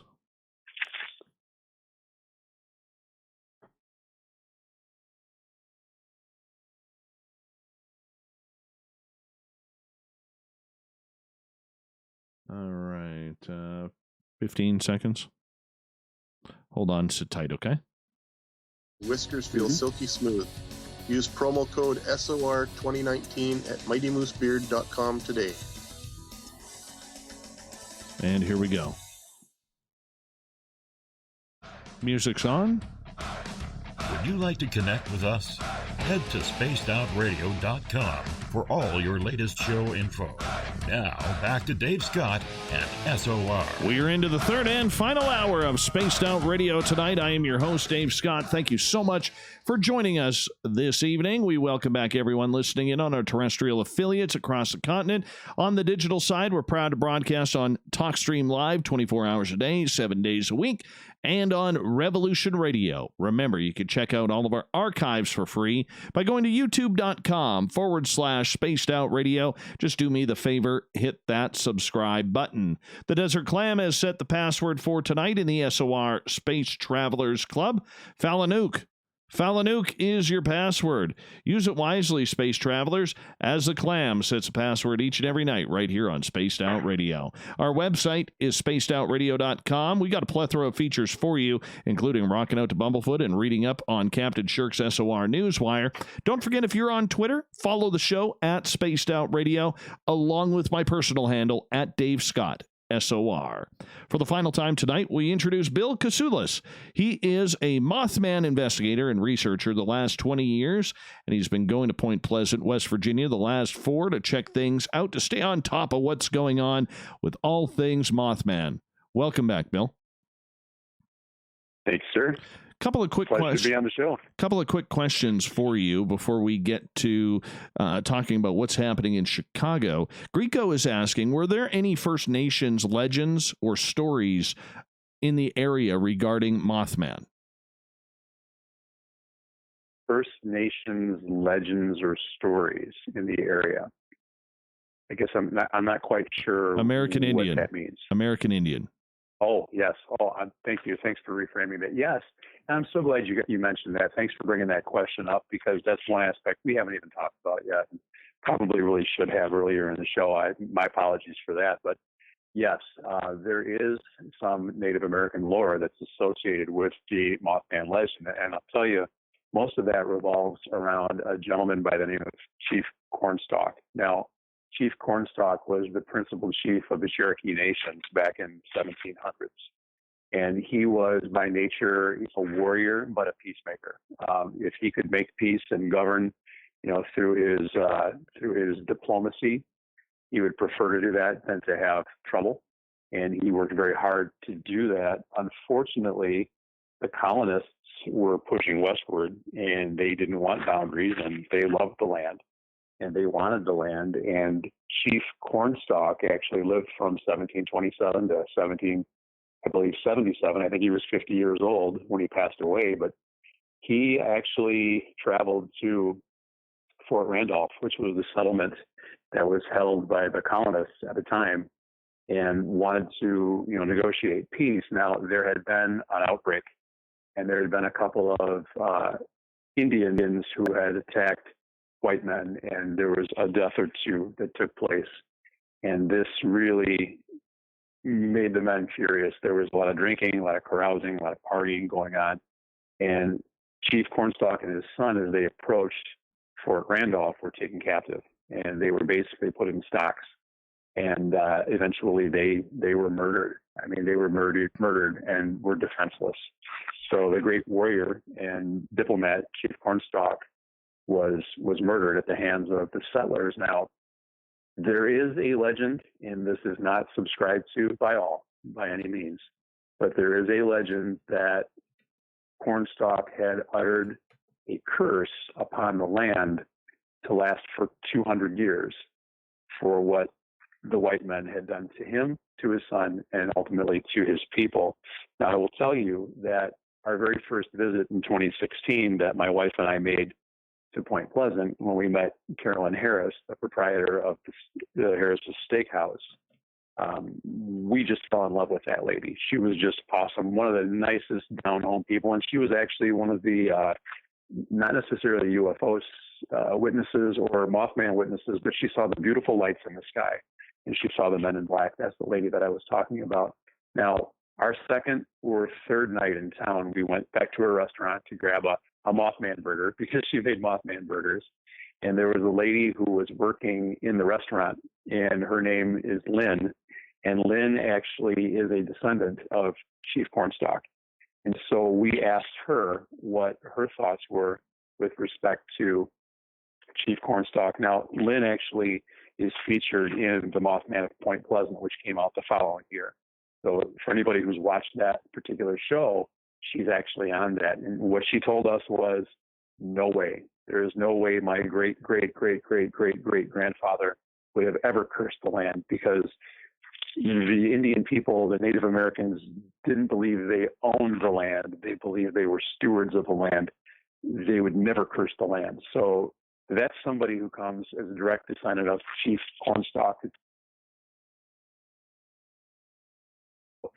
There is a legend. Is there validity to it? I don't know, but I can tell you that a direct descendant of Chief Cornstalk says no. That is absolutely not the case. He would never curse the land. All right, let's move on to Overbuilt's question. Is the Mothman in Chicago because of an open portal caused by evil people and or occult activity? That's an interesting question. That is an interesting question. The first thing that comes to mind to me when I hear that is related to another episode Small Town Monsters did, and that was about the Bray Road Beast. And for anybody who's seen the Bray Road Beast, there is a theory that that entity was brought about by just that same thing. Some type of occult practice, some type of ritualistic magic, sacrifice, what have you, that had to do with that. As I hear myself talk through that with respect to that area, I think the way that I perceive the Mothman and the Mothman energy, quote unquote Mothman energy, to be, I don't think so. I just don't think so.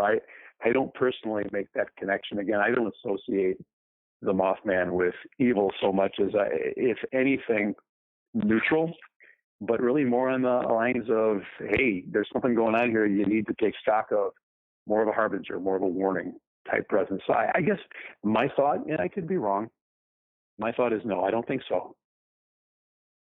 All right, so what is happening in Chicago with these sightings over the last couple of years? Because they've really popped out of nowhere. Mm-hmm. Mm-hmm.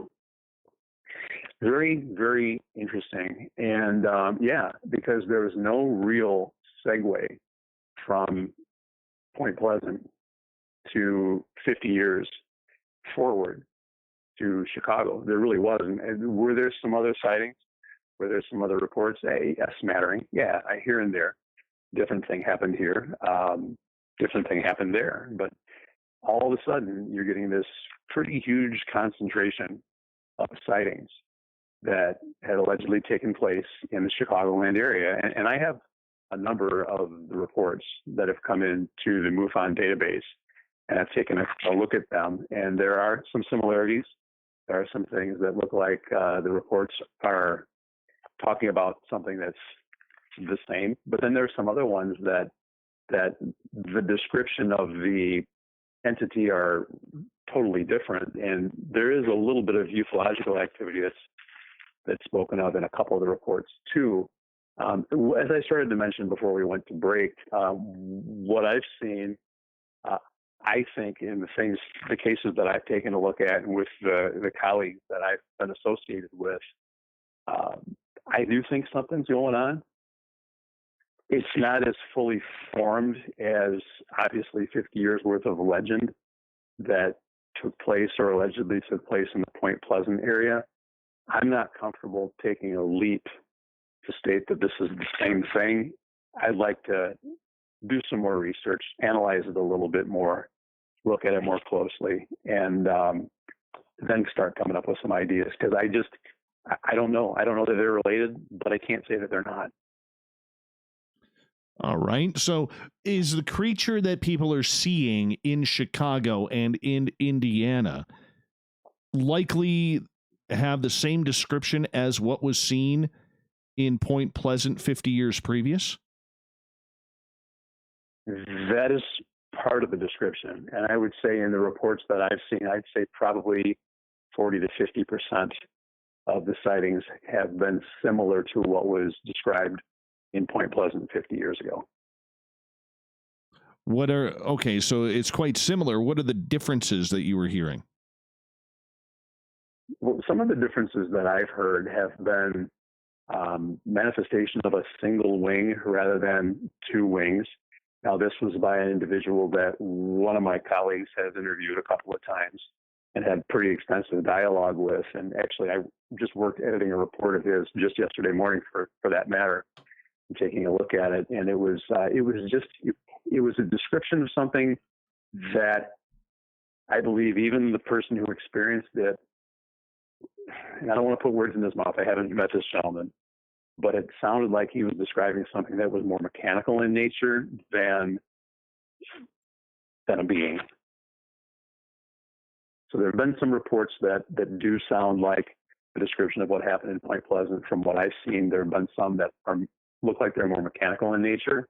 Right. And then there have been some other ones that have been more like big birds or almost pterodactyl type things. All right. In regards to what is happening, I know there has been sightings around O'Hare International Airport.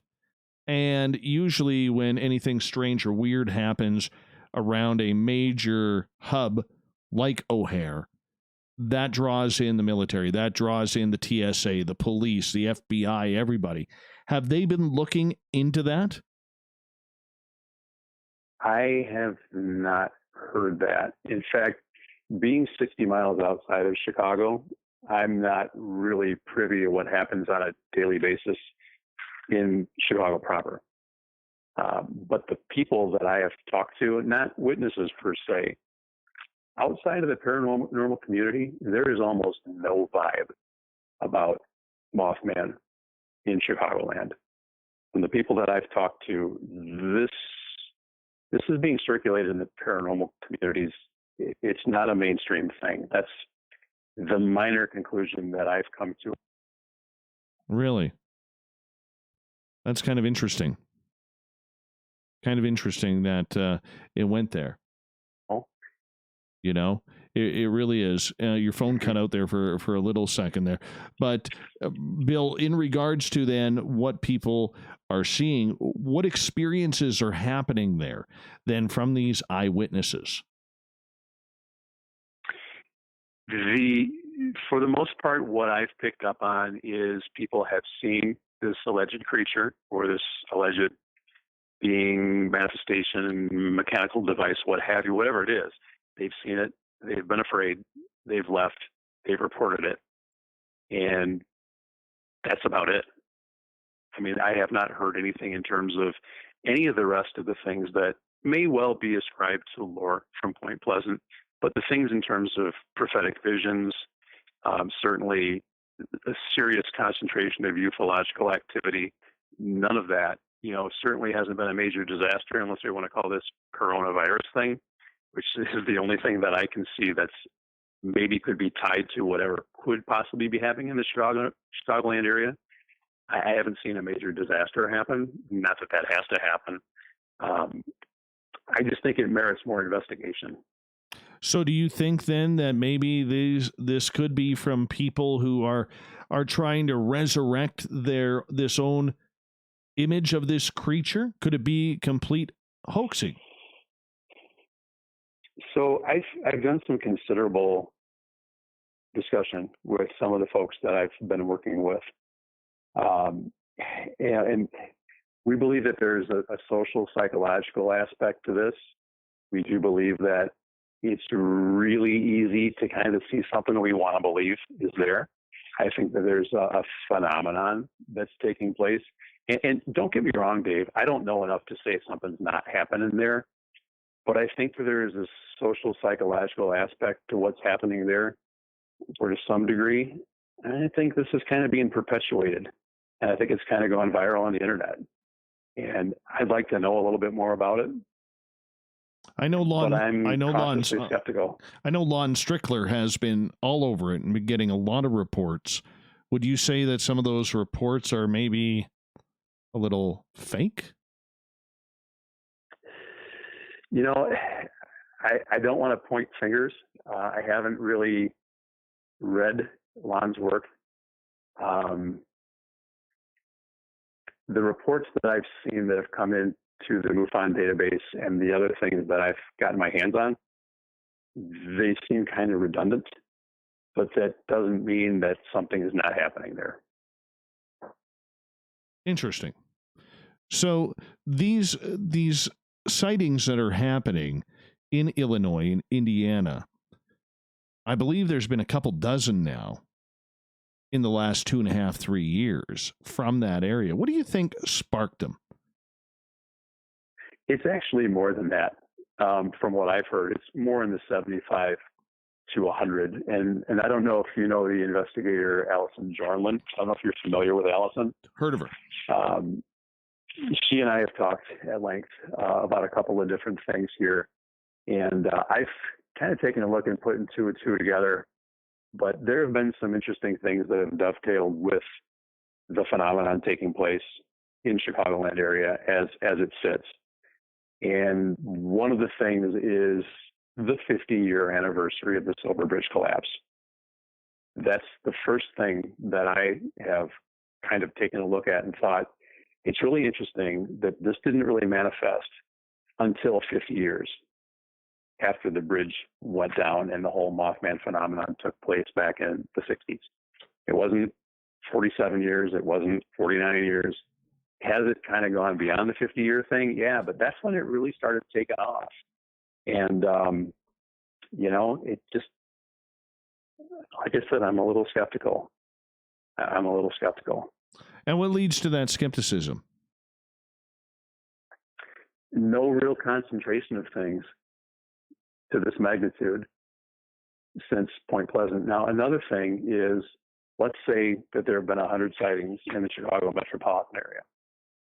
100 sightings in the Chicago metropolitan area, which consists of approximately 8-9 million people. In the greater Chicagoland area is a much lower percentage than what took place with 100 sightings in Point Pleasant 50 years prior. You've got an area there, the micropolitan statistical area of Point Pleasant, 9,000 people, maybe 9,000 people, much higher concentration, same number, much bigger area. Plus, you've got O'Hare there. I mean, you've got all types of flying. You've got planes all over the place. We have drones today.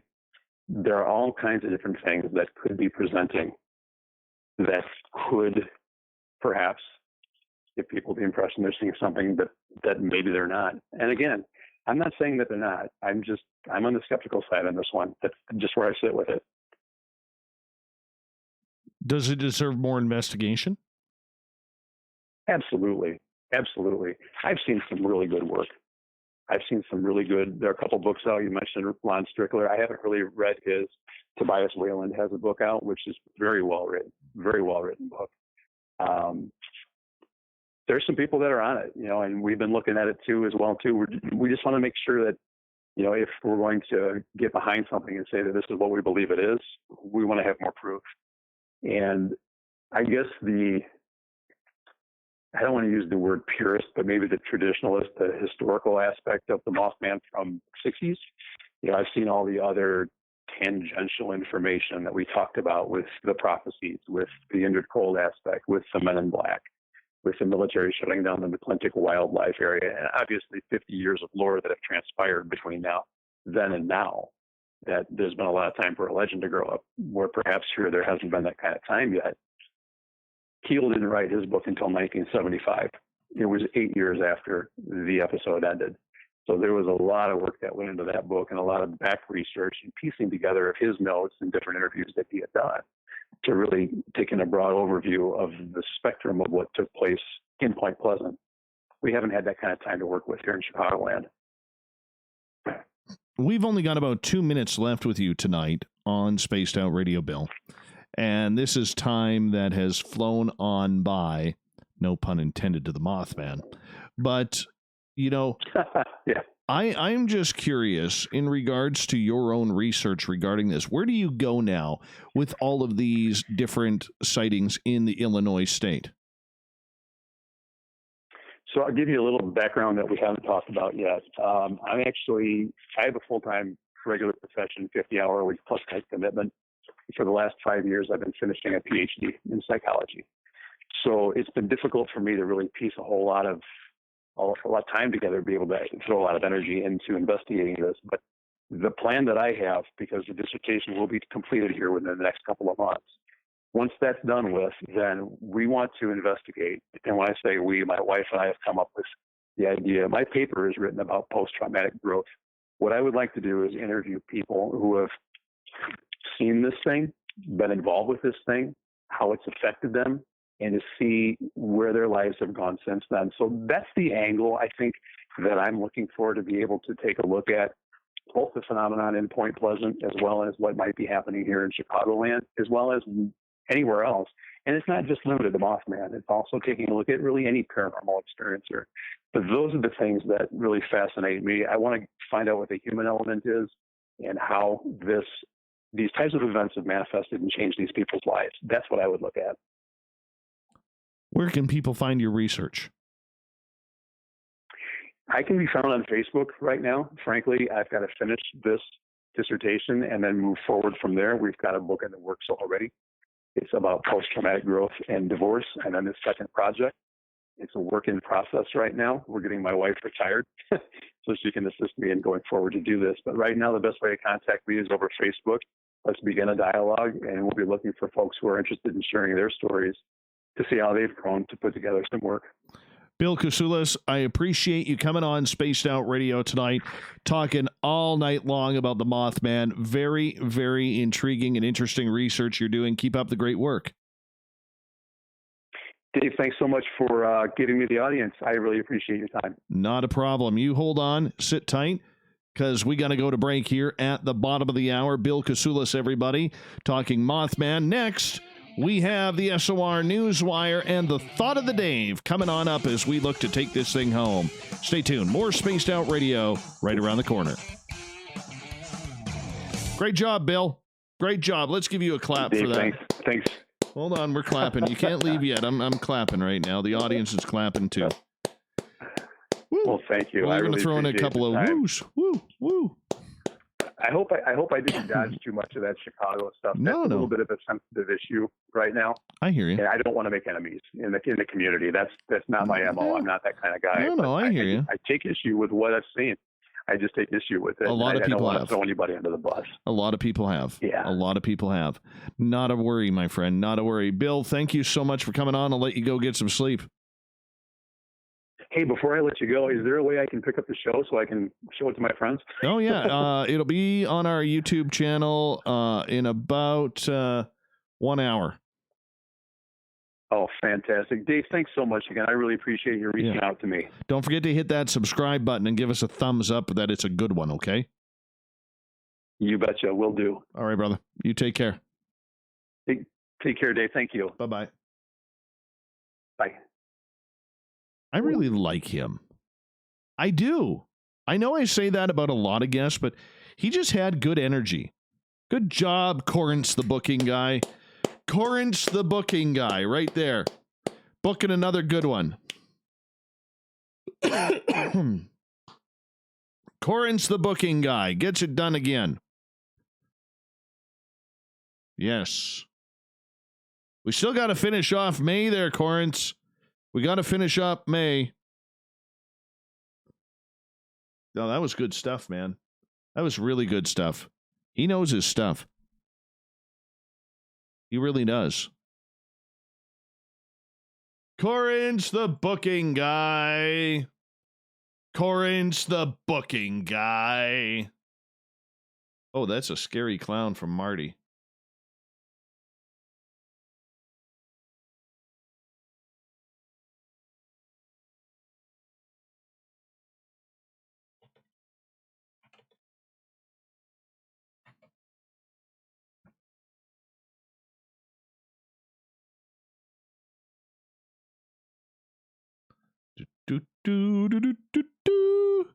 Tomorrow's show, we got Merle back for Ghosts of the Great White North, and we have Canadian military veteran Shannon Sin coming in to talk about ghosts, legends, folklore of Vancouver Island in British Columbia.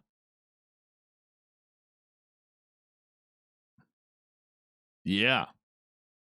Hey, by the way, I'm still looking for 1 to 2 people to join the Spaced Out Radio team. Okay?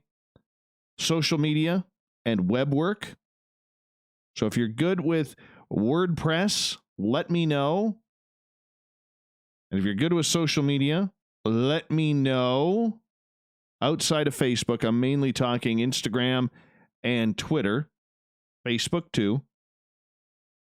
But I am looking for someone to join our team, or 2 to join our team.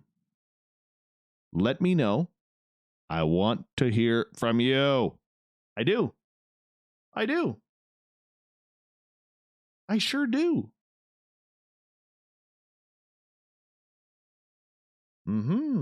Hi, Sandra. Hi, Sandra. Hi, Sandra.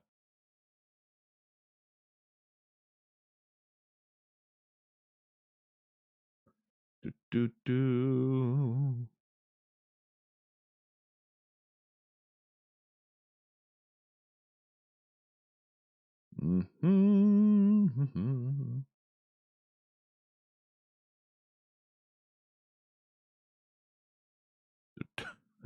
You're funny, Doc.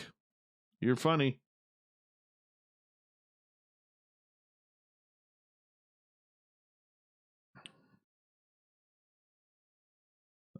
SOR contender must have impeccable restraint. I don't get that one. I don't get that one. I'm reading your comments right now. Hi, Sandra.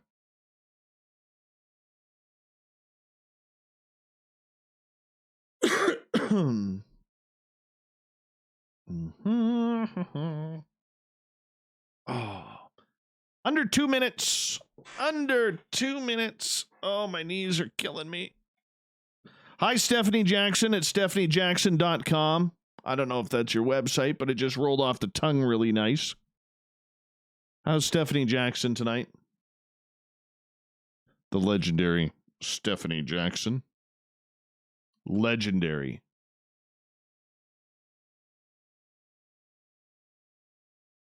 Oh, my oob.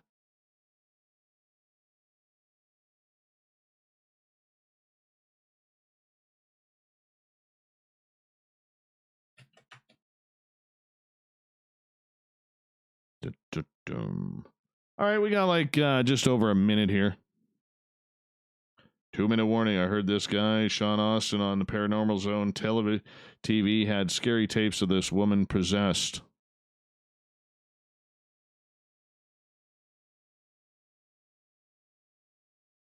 All right, let's get to the news here, man. Like under a minute. Yeah, I'm probably going to need new knees in a while. A few years. Mine are so bad. All right. Final commercial on. Thanks, Darcy. Appreciate that. Oh, but you totally scared me there. Totally scared me. Hi, Heather McIntyre. Good night, Heather McIntyre. Much love to the beautiful, lovely, and talented Heather McIntyre. All right. Let's do this thing. Let's do it. Here we go. Oh, the scary thunder. Scary thunder.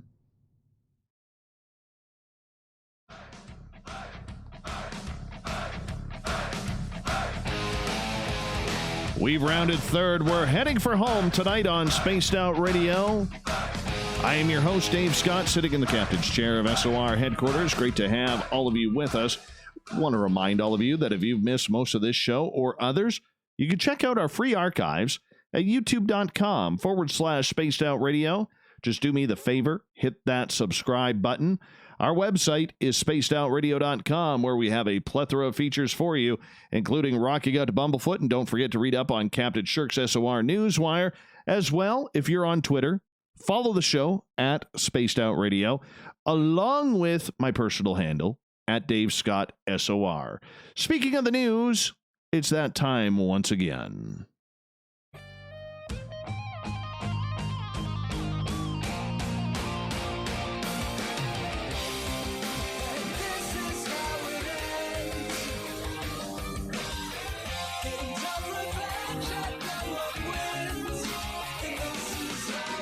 The news is always changing, which is why we bring you the SOR Newswire at the back end of every show, where we get to the weird, the strange, the wacky, and sometimes the WTF. Yes.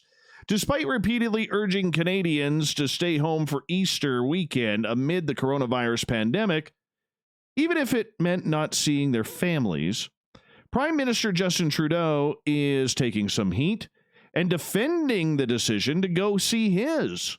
The pandemic forced Canadians across the country to abandon hopes of travel to see loved ones, and also came amid warnings from public officials for people not to travel to cottages unless that there is already their primary residence. And really, just don't leave your homes at all. But shortly after calling on Canadians to stay home for the long weekend and Skype that big family dinner, Trudeau crossed the provincial border from Ottawa into Quebec to visit his wife and 3 children at Harrington Lake. Harrington Lake is the name of a federally designated heritage building maintained by the National Capital Commission that serves as the country residence of Canadian prime ministers. While only an hour-and-a-half drive from Ottawa, getting to the residence requires crossing the provincial border into Quebec, something police recently set up checkpoints in a bid to limit. Trudeau defended the travel when questioned by journalists about this incident. He goes, after 3 weeks of my family living up at Harrington and me working here, I went to join them for Easter weekend. We continue to follow all the instructions from the public health authorities, he said. Yes, but did somebody tell you this was okay? Asked one journalist.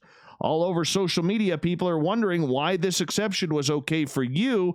Why was it okay for you to go see your family at the cottage?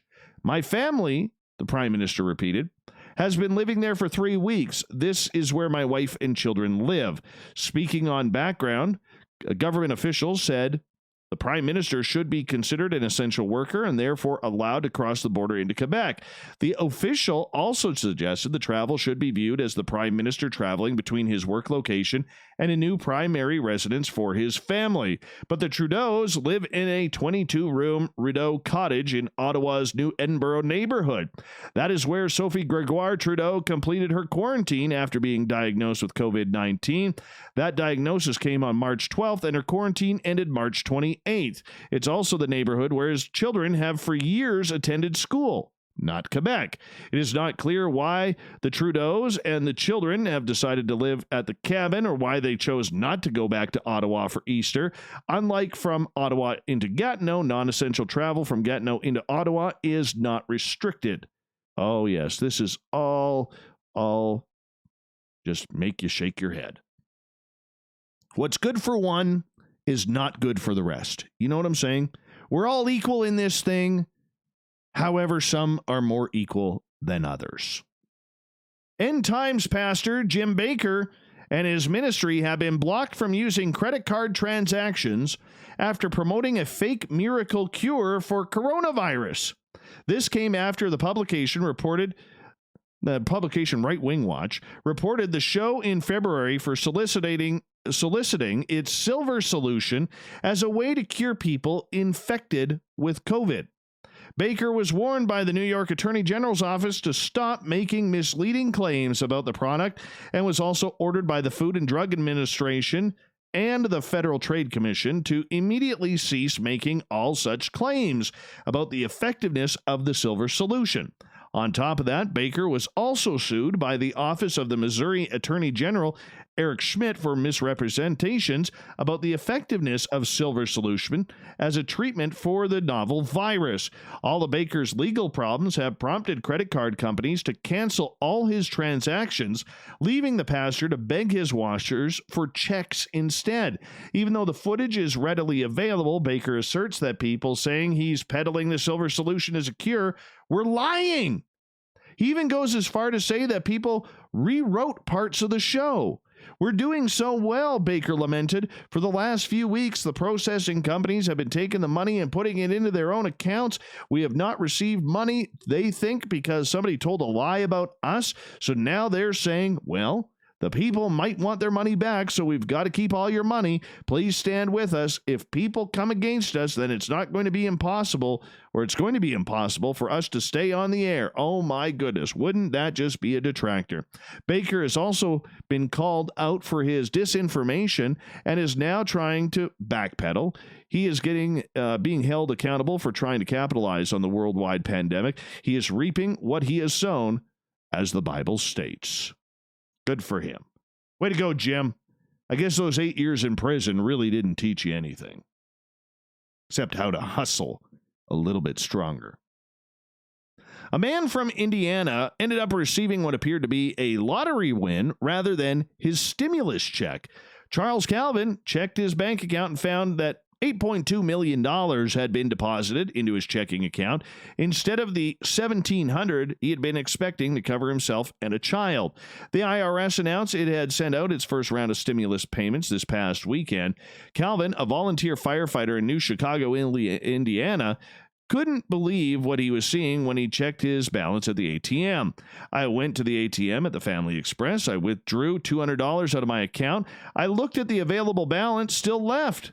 At first, he thought the machine had thrown up some sort of error, so he ran his card again, but the exact same amount was shown. On Monday, he called his bank and was told the money was no longer in his account, although the $1,700 stimulus money was. Well, good for him. It kind of sucks, he says. You go from being a millionaire 1 second, then back to being broke again. But hey, once you're poor, you don't have anywhere else to go but up. Calvin is not sure if the readout was an error made by the federal government or the ATM he used. Either way, he's not complaining as he received what he was legitimately entitled to. Most people should receive their deposits in the coming days, beginning with taxpayers who filed their returns for 2018 and 2019 or 2019 signed up for direct deposit with the IRS in the United States. All right, the haunting sight of a large fishing vessel grounded at Cape Hatteras National Seashore apparently has become too much for explorers to resist and is starting to worry the National Park Service. A warning has now been issued for people to stay off the rusting hull known as ocean pursuit. We have multiple reports that groups of people are boarding the vessel, Cape Hatteras spokesperson Mark Barber says. Visitors must not board the shipwreck due to safety concerns. He didn't detail the threats aboard the Ocean Pursuit, but the 72-foot vessel is unstable in the sand and sits 50 yards from the dry land at high tide. Stay too long and you could be swimming ashore or even floating out to sea, he is telling people. Boats that run aground on the Outer Banks are often broken apart by pounding winds and waves if left too long, experts say. They could also be dragged back out to sea if the storm is right. The Ocean Pursuit ran aground March 1st, and its crew was rescued by the U.S. Coast Guard. It now stands as a visible reminder of the region's reputation as the graveyard of the Atlantic. Hundreds of vessels have met their demise in the rough currents and shifting sands off North Carolina. The Ocean Pursuit had been grounded long enough to become an attraction to locals and tourists alike and is a favorite subject for photographers. Outer Banks photographer Wes Snyder used the wreck as a backdrop for a recent time-lapse video of the Milky Way, earning nearly 30,000 views on YouTube.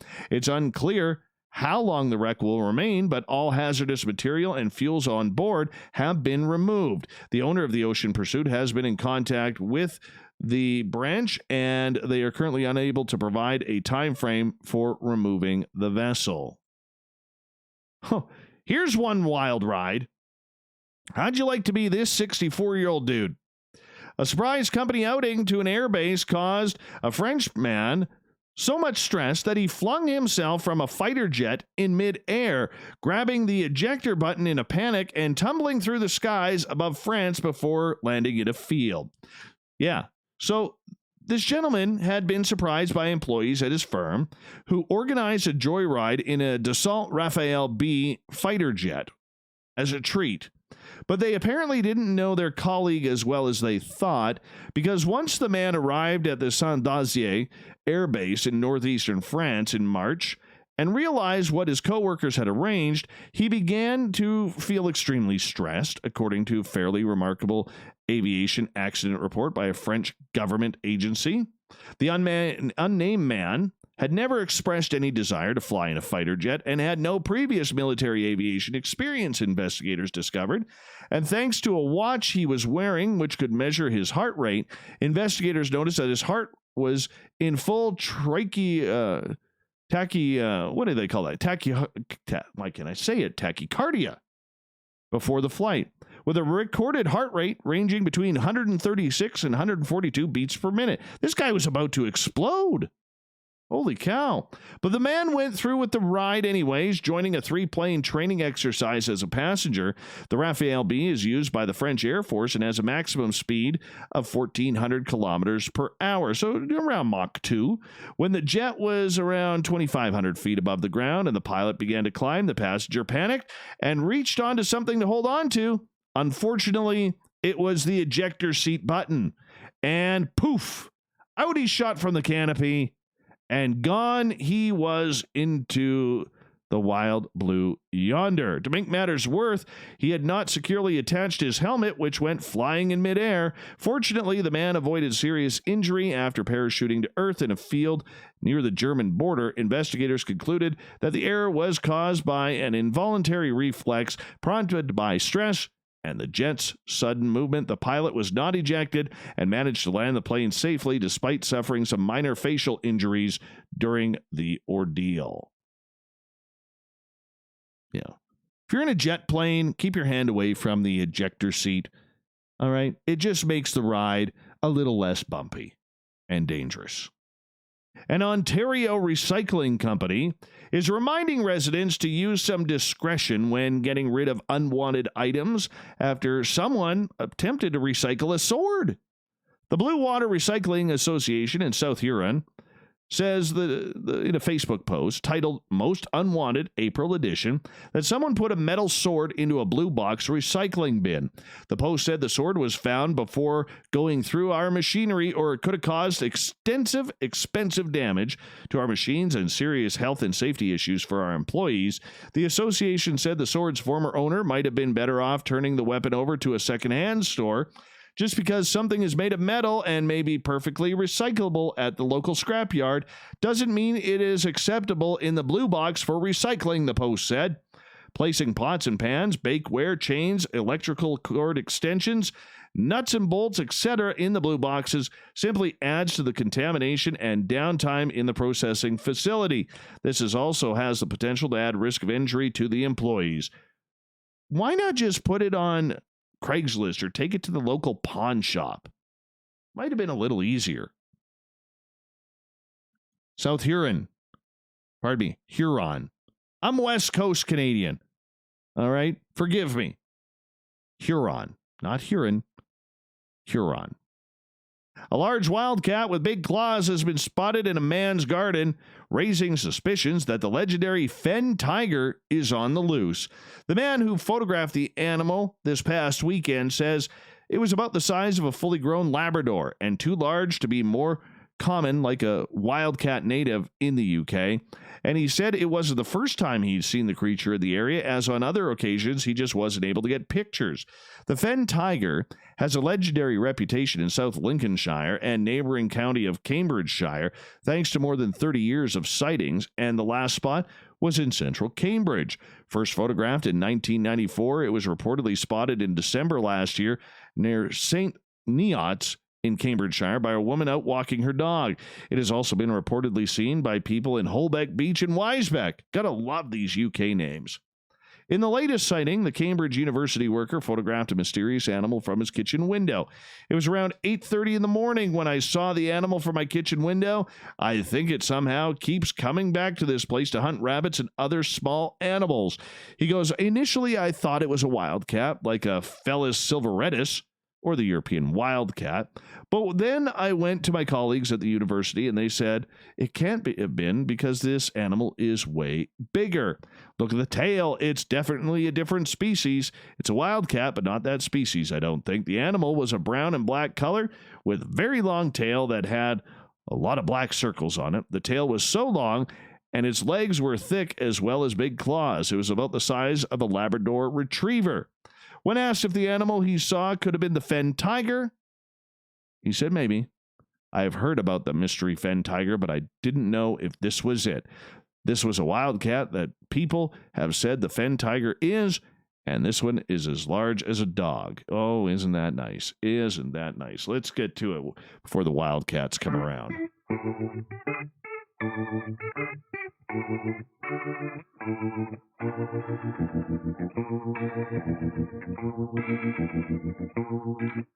Thought of the Day happens every night at this time, where we ask a question on our Facebook and Twitter pages, then read your responses on the air because we love the audience participation around here. Huron. Today's Thought of the Day is as follows. What's your thoughts on Mothman from the 60s to the sightings people are allegedly having today? Start off with Goddess Michelle. I am concerned about what pesticides they are using in this area and the effects on the moths. Shanna Banana. Hi, Shanna. I love hearing about Mothman encounters. I think there is something to the stories and can't wait to hear more. Anthony. Mothman, flying humanoids in general? Fascinating. Absolutely fascinating. William. Something has to be it. Mothman. To the new Chicago sightings, even back to the Blackbird of Chernobyl. Very interesting. All right, let's continue on. Christopher. I believe the Mothman has been among since the time immortal, As the paranormal gains more acceptance, wouldn't surprise me that folks will take a second look over old records. Andrew, I've been in Point Pleasant, West Virginia. Never experienced anything creepy there, but the land has a vibe to it. I've slept in the rest area 3 or 4 times, and the newer truck stop twice. It doesn't surprise me more that people haven't noticed Mothman, and some that have had terrifying stories of him, like the last couple that was chased in their cars in the 1950s. Joe, hang a giant bug zapper from the bottom of the new bridge. Oh, that is hilarious. Hilarious! Michael, did he show up before the outbreak? Of course he did. Tim, being fairly close to the area, I personally think it was more of a mass hysteria thing. A large avian may have attacked a car. Like Andrew said, the area does give off a weird vibe. Michelle, the people in Point Pleasant were seeing something supernatural. They had lived in that region all their lives and could ID a known animal. What Mothman is, I have no clue. Grant, I live about an hour north of the Indrid Cold incident. Honestly, I think much of this activity here is connected to the Native Americans and the way the Europeans treated them. Just so much conflict and war up and down the Ohio Valley and along its hollows and creeks.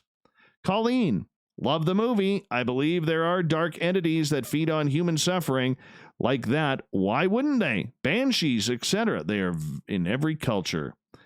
Mr. Alan Greenfield, author of The Secret Cipher of the UFO Knots. Grab that book if you got an opportunity. He'll get the final word tonight.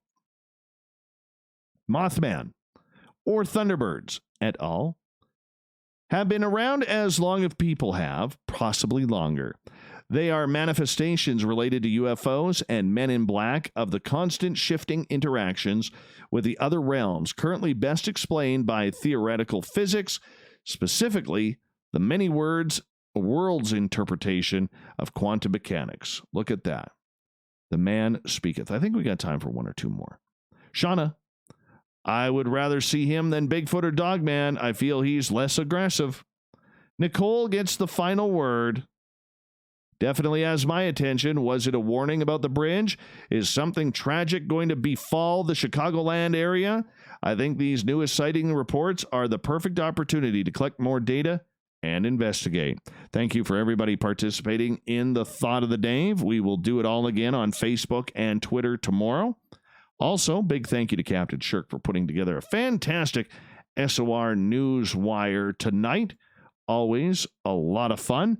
And a big thank you to Bill Kousoulas coming in, talking all things Mothman. Oh, was he prophetic or what? Prophecy, I tell you. All about the prophecy. I have a prophecy. Here it comes. That this show is almost over. We got Mr. Ron Bumblefoot Thal rocking in the background with Little Brother is Watching. Bumblefoot is the official music of Spaced Out Radio, rocking us in and out of every single show. Get your horns up for the guitar god himself. Special thanks to everybody listening in at home, at work, in your cars, wherever you may be. Thank you to everyone participating in our chat rooms on Revolution Radio, Facebook, the Space Travelers Club on our website, Spreaker, LGAB, YouTube, and to all the snarkers and snarkats hanging out at hashtag Spaced Out Radio on Twitter. You made it a very, very entertaining evening. Remember, this show is copyright by Spaced Out Radio and SOR Media Ventures Limited. Thank you so much for sharing your time with us, because we know how important it is, because together, my friends, we own the night. Mr. Bumblefoot, we need a favor. We need you to take us home.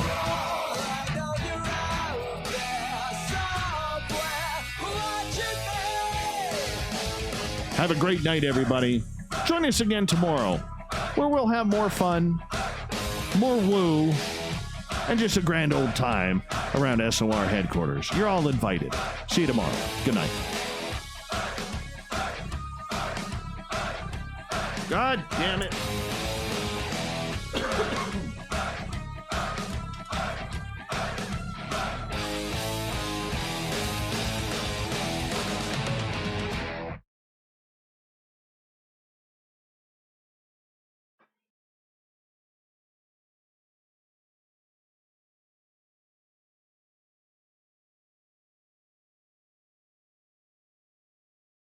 Honestly, I was friggin' terrible tonight. I was terrible tonight. Could not talk. Could not do anything. Couldn't get my head around it. I don't know. Pissed off. Pissed off. I want to swear so bad right now.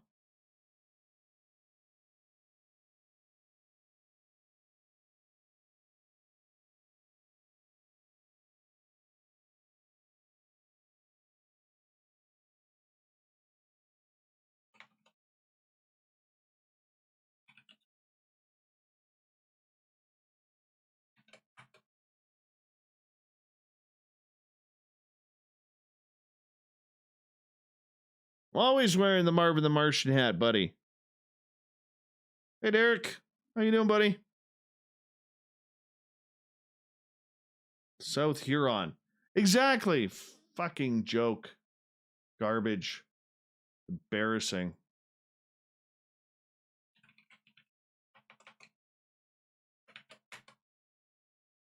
Gotta be better than that.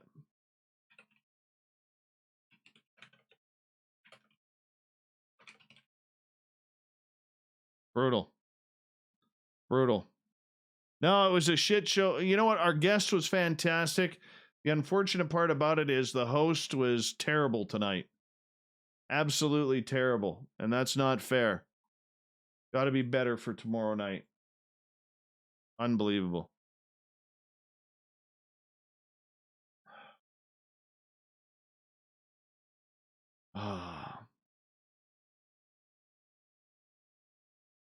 Anyways. Huron. Huron, I said, with an H, not urine. You know, you've been hanging out with too many Commonwealth people down there, Renee. Huron. How stupid can you be? Frig.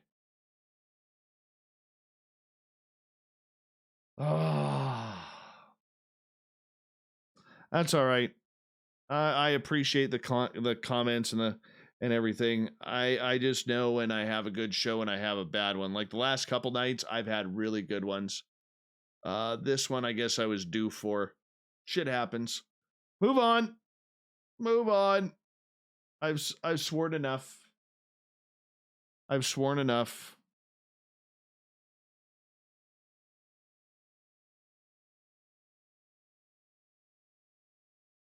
Oh, hey, Derek. Right there, buddy. Right there. Way ahead of you. Way ahead of you. Oh, man.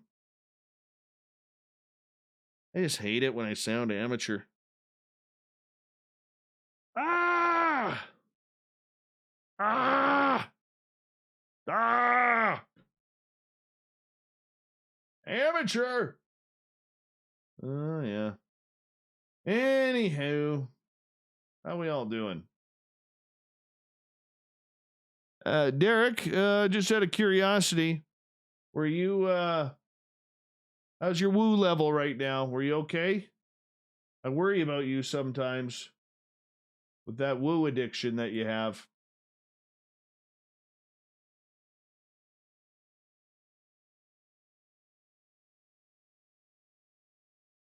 Mothballs. No, you know what? Honestly, I felt like my face was getting sticky on this side. Let me explain first. I think it was back in like 2004, 2005. I came down with Bell's palsy, and every now and again, my face feels like it is sticking on my right side. And that's what I honestly felt tonight, is that it was sticking, and I don't know what causes that or whatever, but I know it's left over from that because I never had that problem. That's why, like, if you see me smile, a lot of times, like on this side, my lip will stay up. That's because, like, I do have a little bit of paralysis in there, and that was kind of one of those things that just kind of pissed me off. So I ended up that shit was scary, man. I would never wish that on anybody. Probably the scariest. I've injured a lot of my body parts through playing hockey all the years that I did, and sports through everything that I did. But I'll tell you, man, that one scared me. Like when you wake up and your face is like half paralyzed. It's freaky. It's freaky.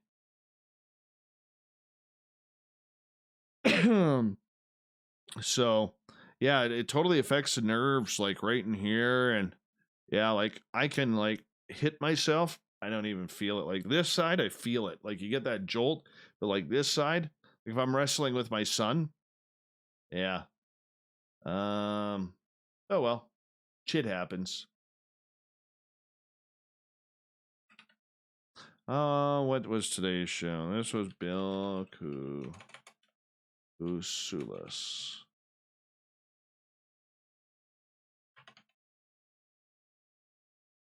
I just got to do some quick editing here, peeps. Got to send it off to the radio stations. You're listening to Saga 960 AM. Repeat after me. You were fine, damn it. You were fine. Renee's going to send the fucking sharks up. That's for sure. Cheers, Renee.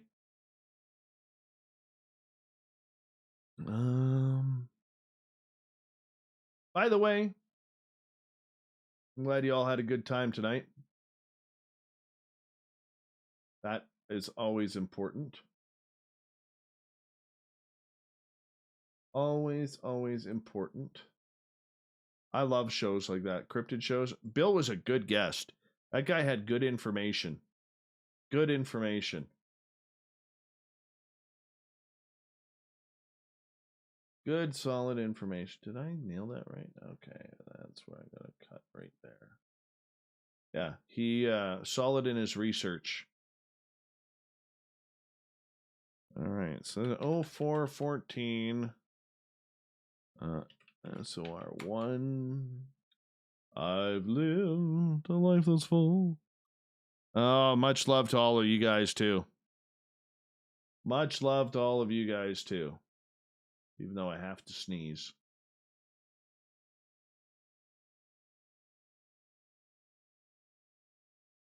I've traveled each and every highway. What's more than this? I did it my way.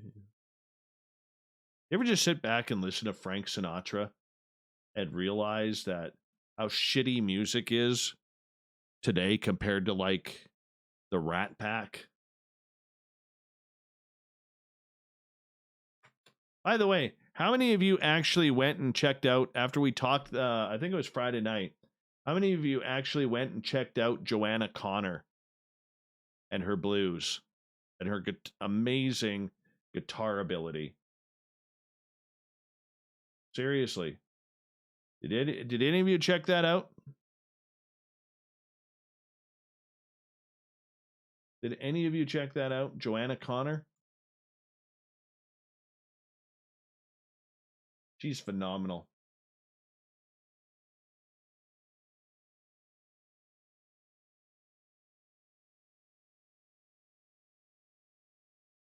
What'd you guys think of her? What'd you guys think of her?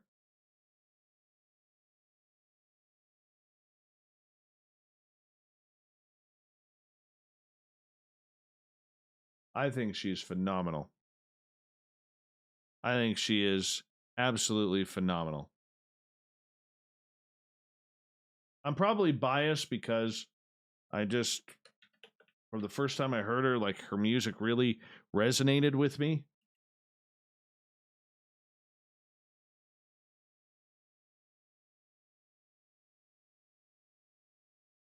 You leave Guns N' Roses out of this, Hotterock. I know what you're trying to do right now, and I'm telling you, it ain't gonna work. It ain't going to work. I know what you're doing, man. I know what you're doing, man. I know what you're doing.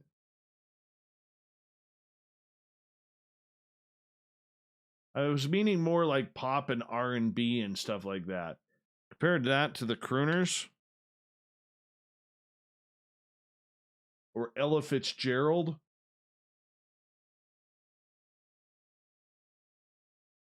I don't know. That's just me. Excuse me. Gesundheit. There might be one more. I don't know. Sometimes it gets a little sticky.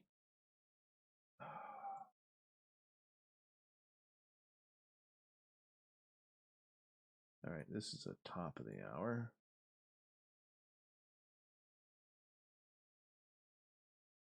Guar. Oh, I love Guar. Guar is awesome. Too bad the lead singer died a few years ago from heroin. He was amazing. Such a character. I'm not a big fan of the new singer. I mean, he does a pretty good job, but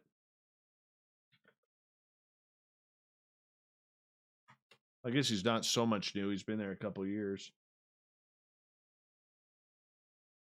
Dean Martin, fantastic.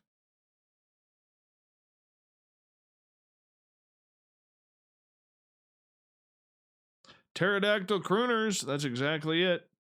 Thank you for all the less yous. Oh, I appreciate that. Oh.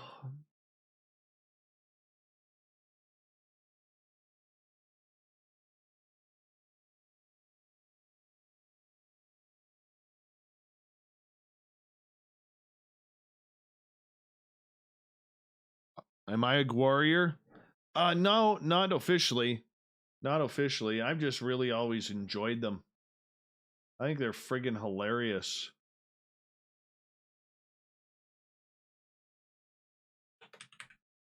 Remember when they had that lady who is like co-lead singer or background vocals or whatever she was?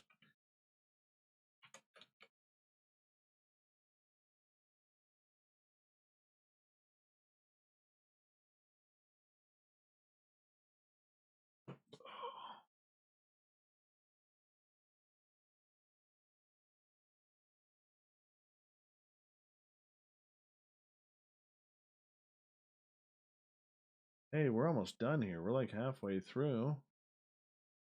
We're cruising tonight. Cruising! I have a bunch of Marvin the Martian stuff that you haven't even seen yet. No, you haven't even seen. It's still in boxes. One day I'm going to pull it on out.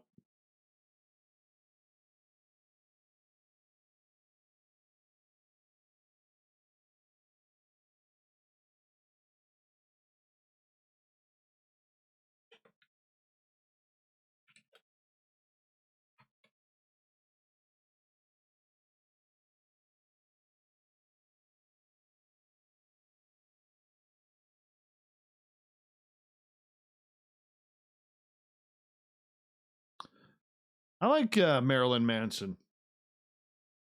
How do you not like Armagoddamn motherfucking Geddon? I'd play some, but we're kind of in a pay room right now, and I'd probably get slapped for that.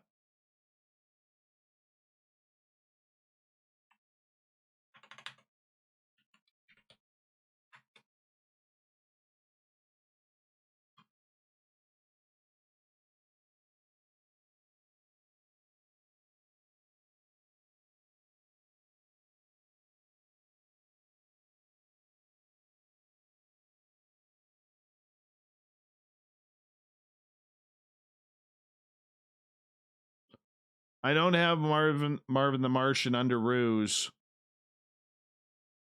I do have a couple t-shirts. A couple neckties as well.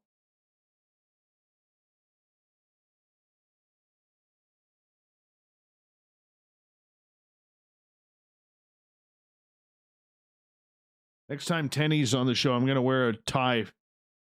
Now that we're doing the YouTube thing, I'm going to wear a tie next time Tenny's on. That's what I'm going to do. Hey, Slim. What's happening, man? What about all the eyewitnesses? Lon Strickler talked about the humanoids. Well, we'll find out from Lon on May 4th because that's when he'll be here. We shall get to the bottom of it. For my name is... Oh, yeah.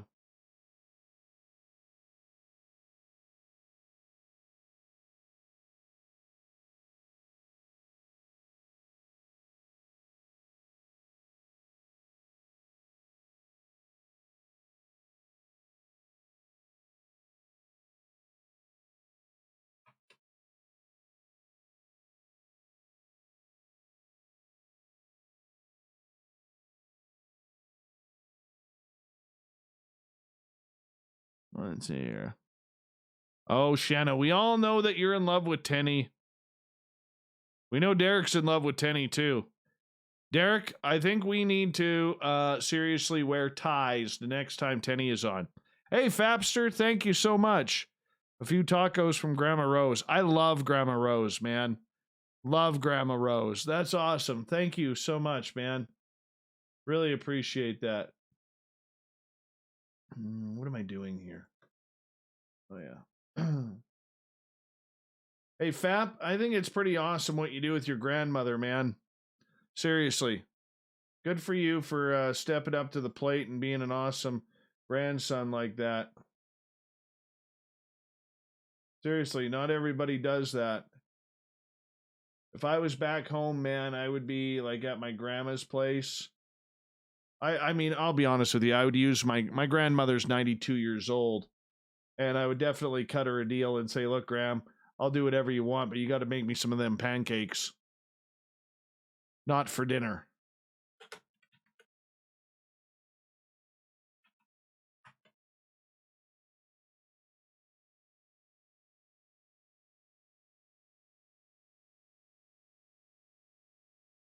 You're not in love with John Tenney? You're wrong. Like UFO Twitter? All wrong. They don't like John Tenney. Because John Tenney gives them answers that make them think. YouTube is not receiving enough video to maintain a smooth streaming. I guess they're going to cut us off here. Microsoft has an update that needs to be done here. So I'm going to let you guys go, but we will talk to you guys very soon, all right? We'll talk to you guys very, very soon, and we'll make things happen here. I'll let you guys go. Thanks for a fantastic show tonight. Merle will be in house tomorrow. We got Merle, so and Shannon Sin with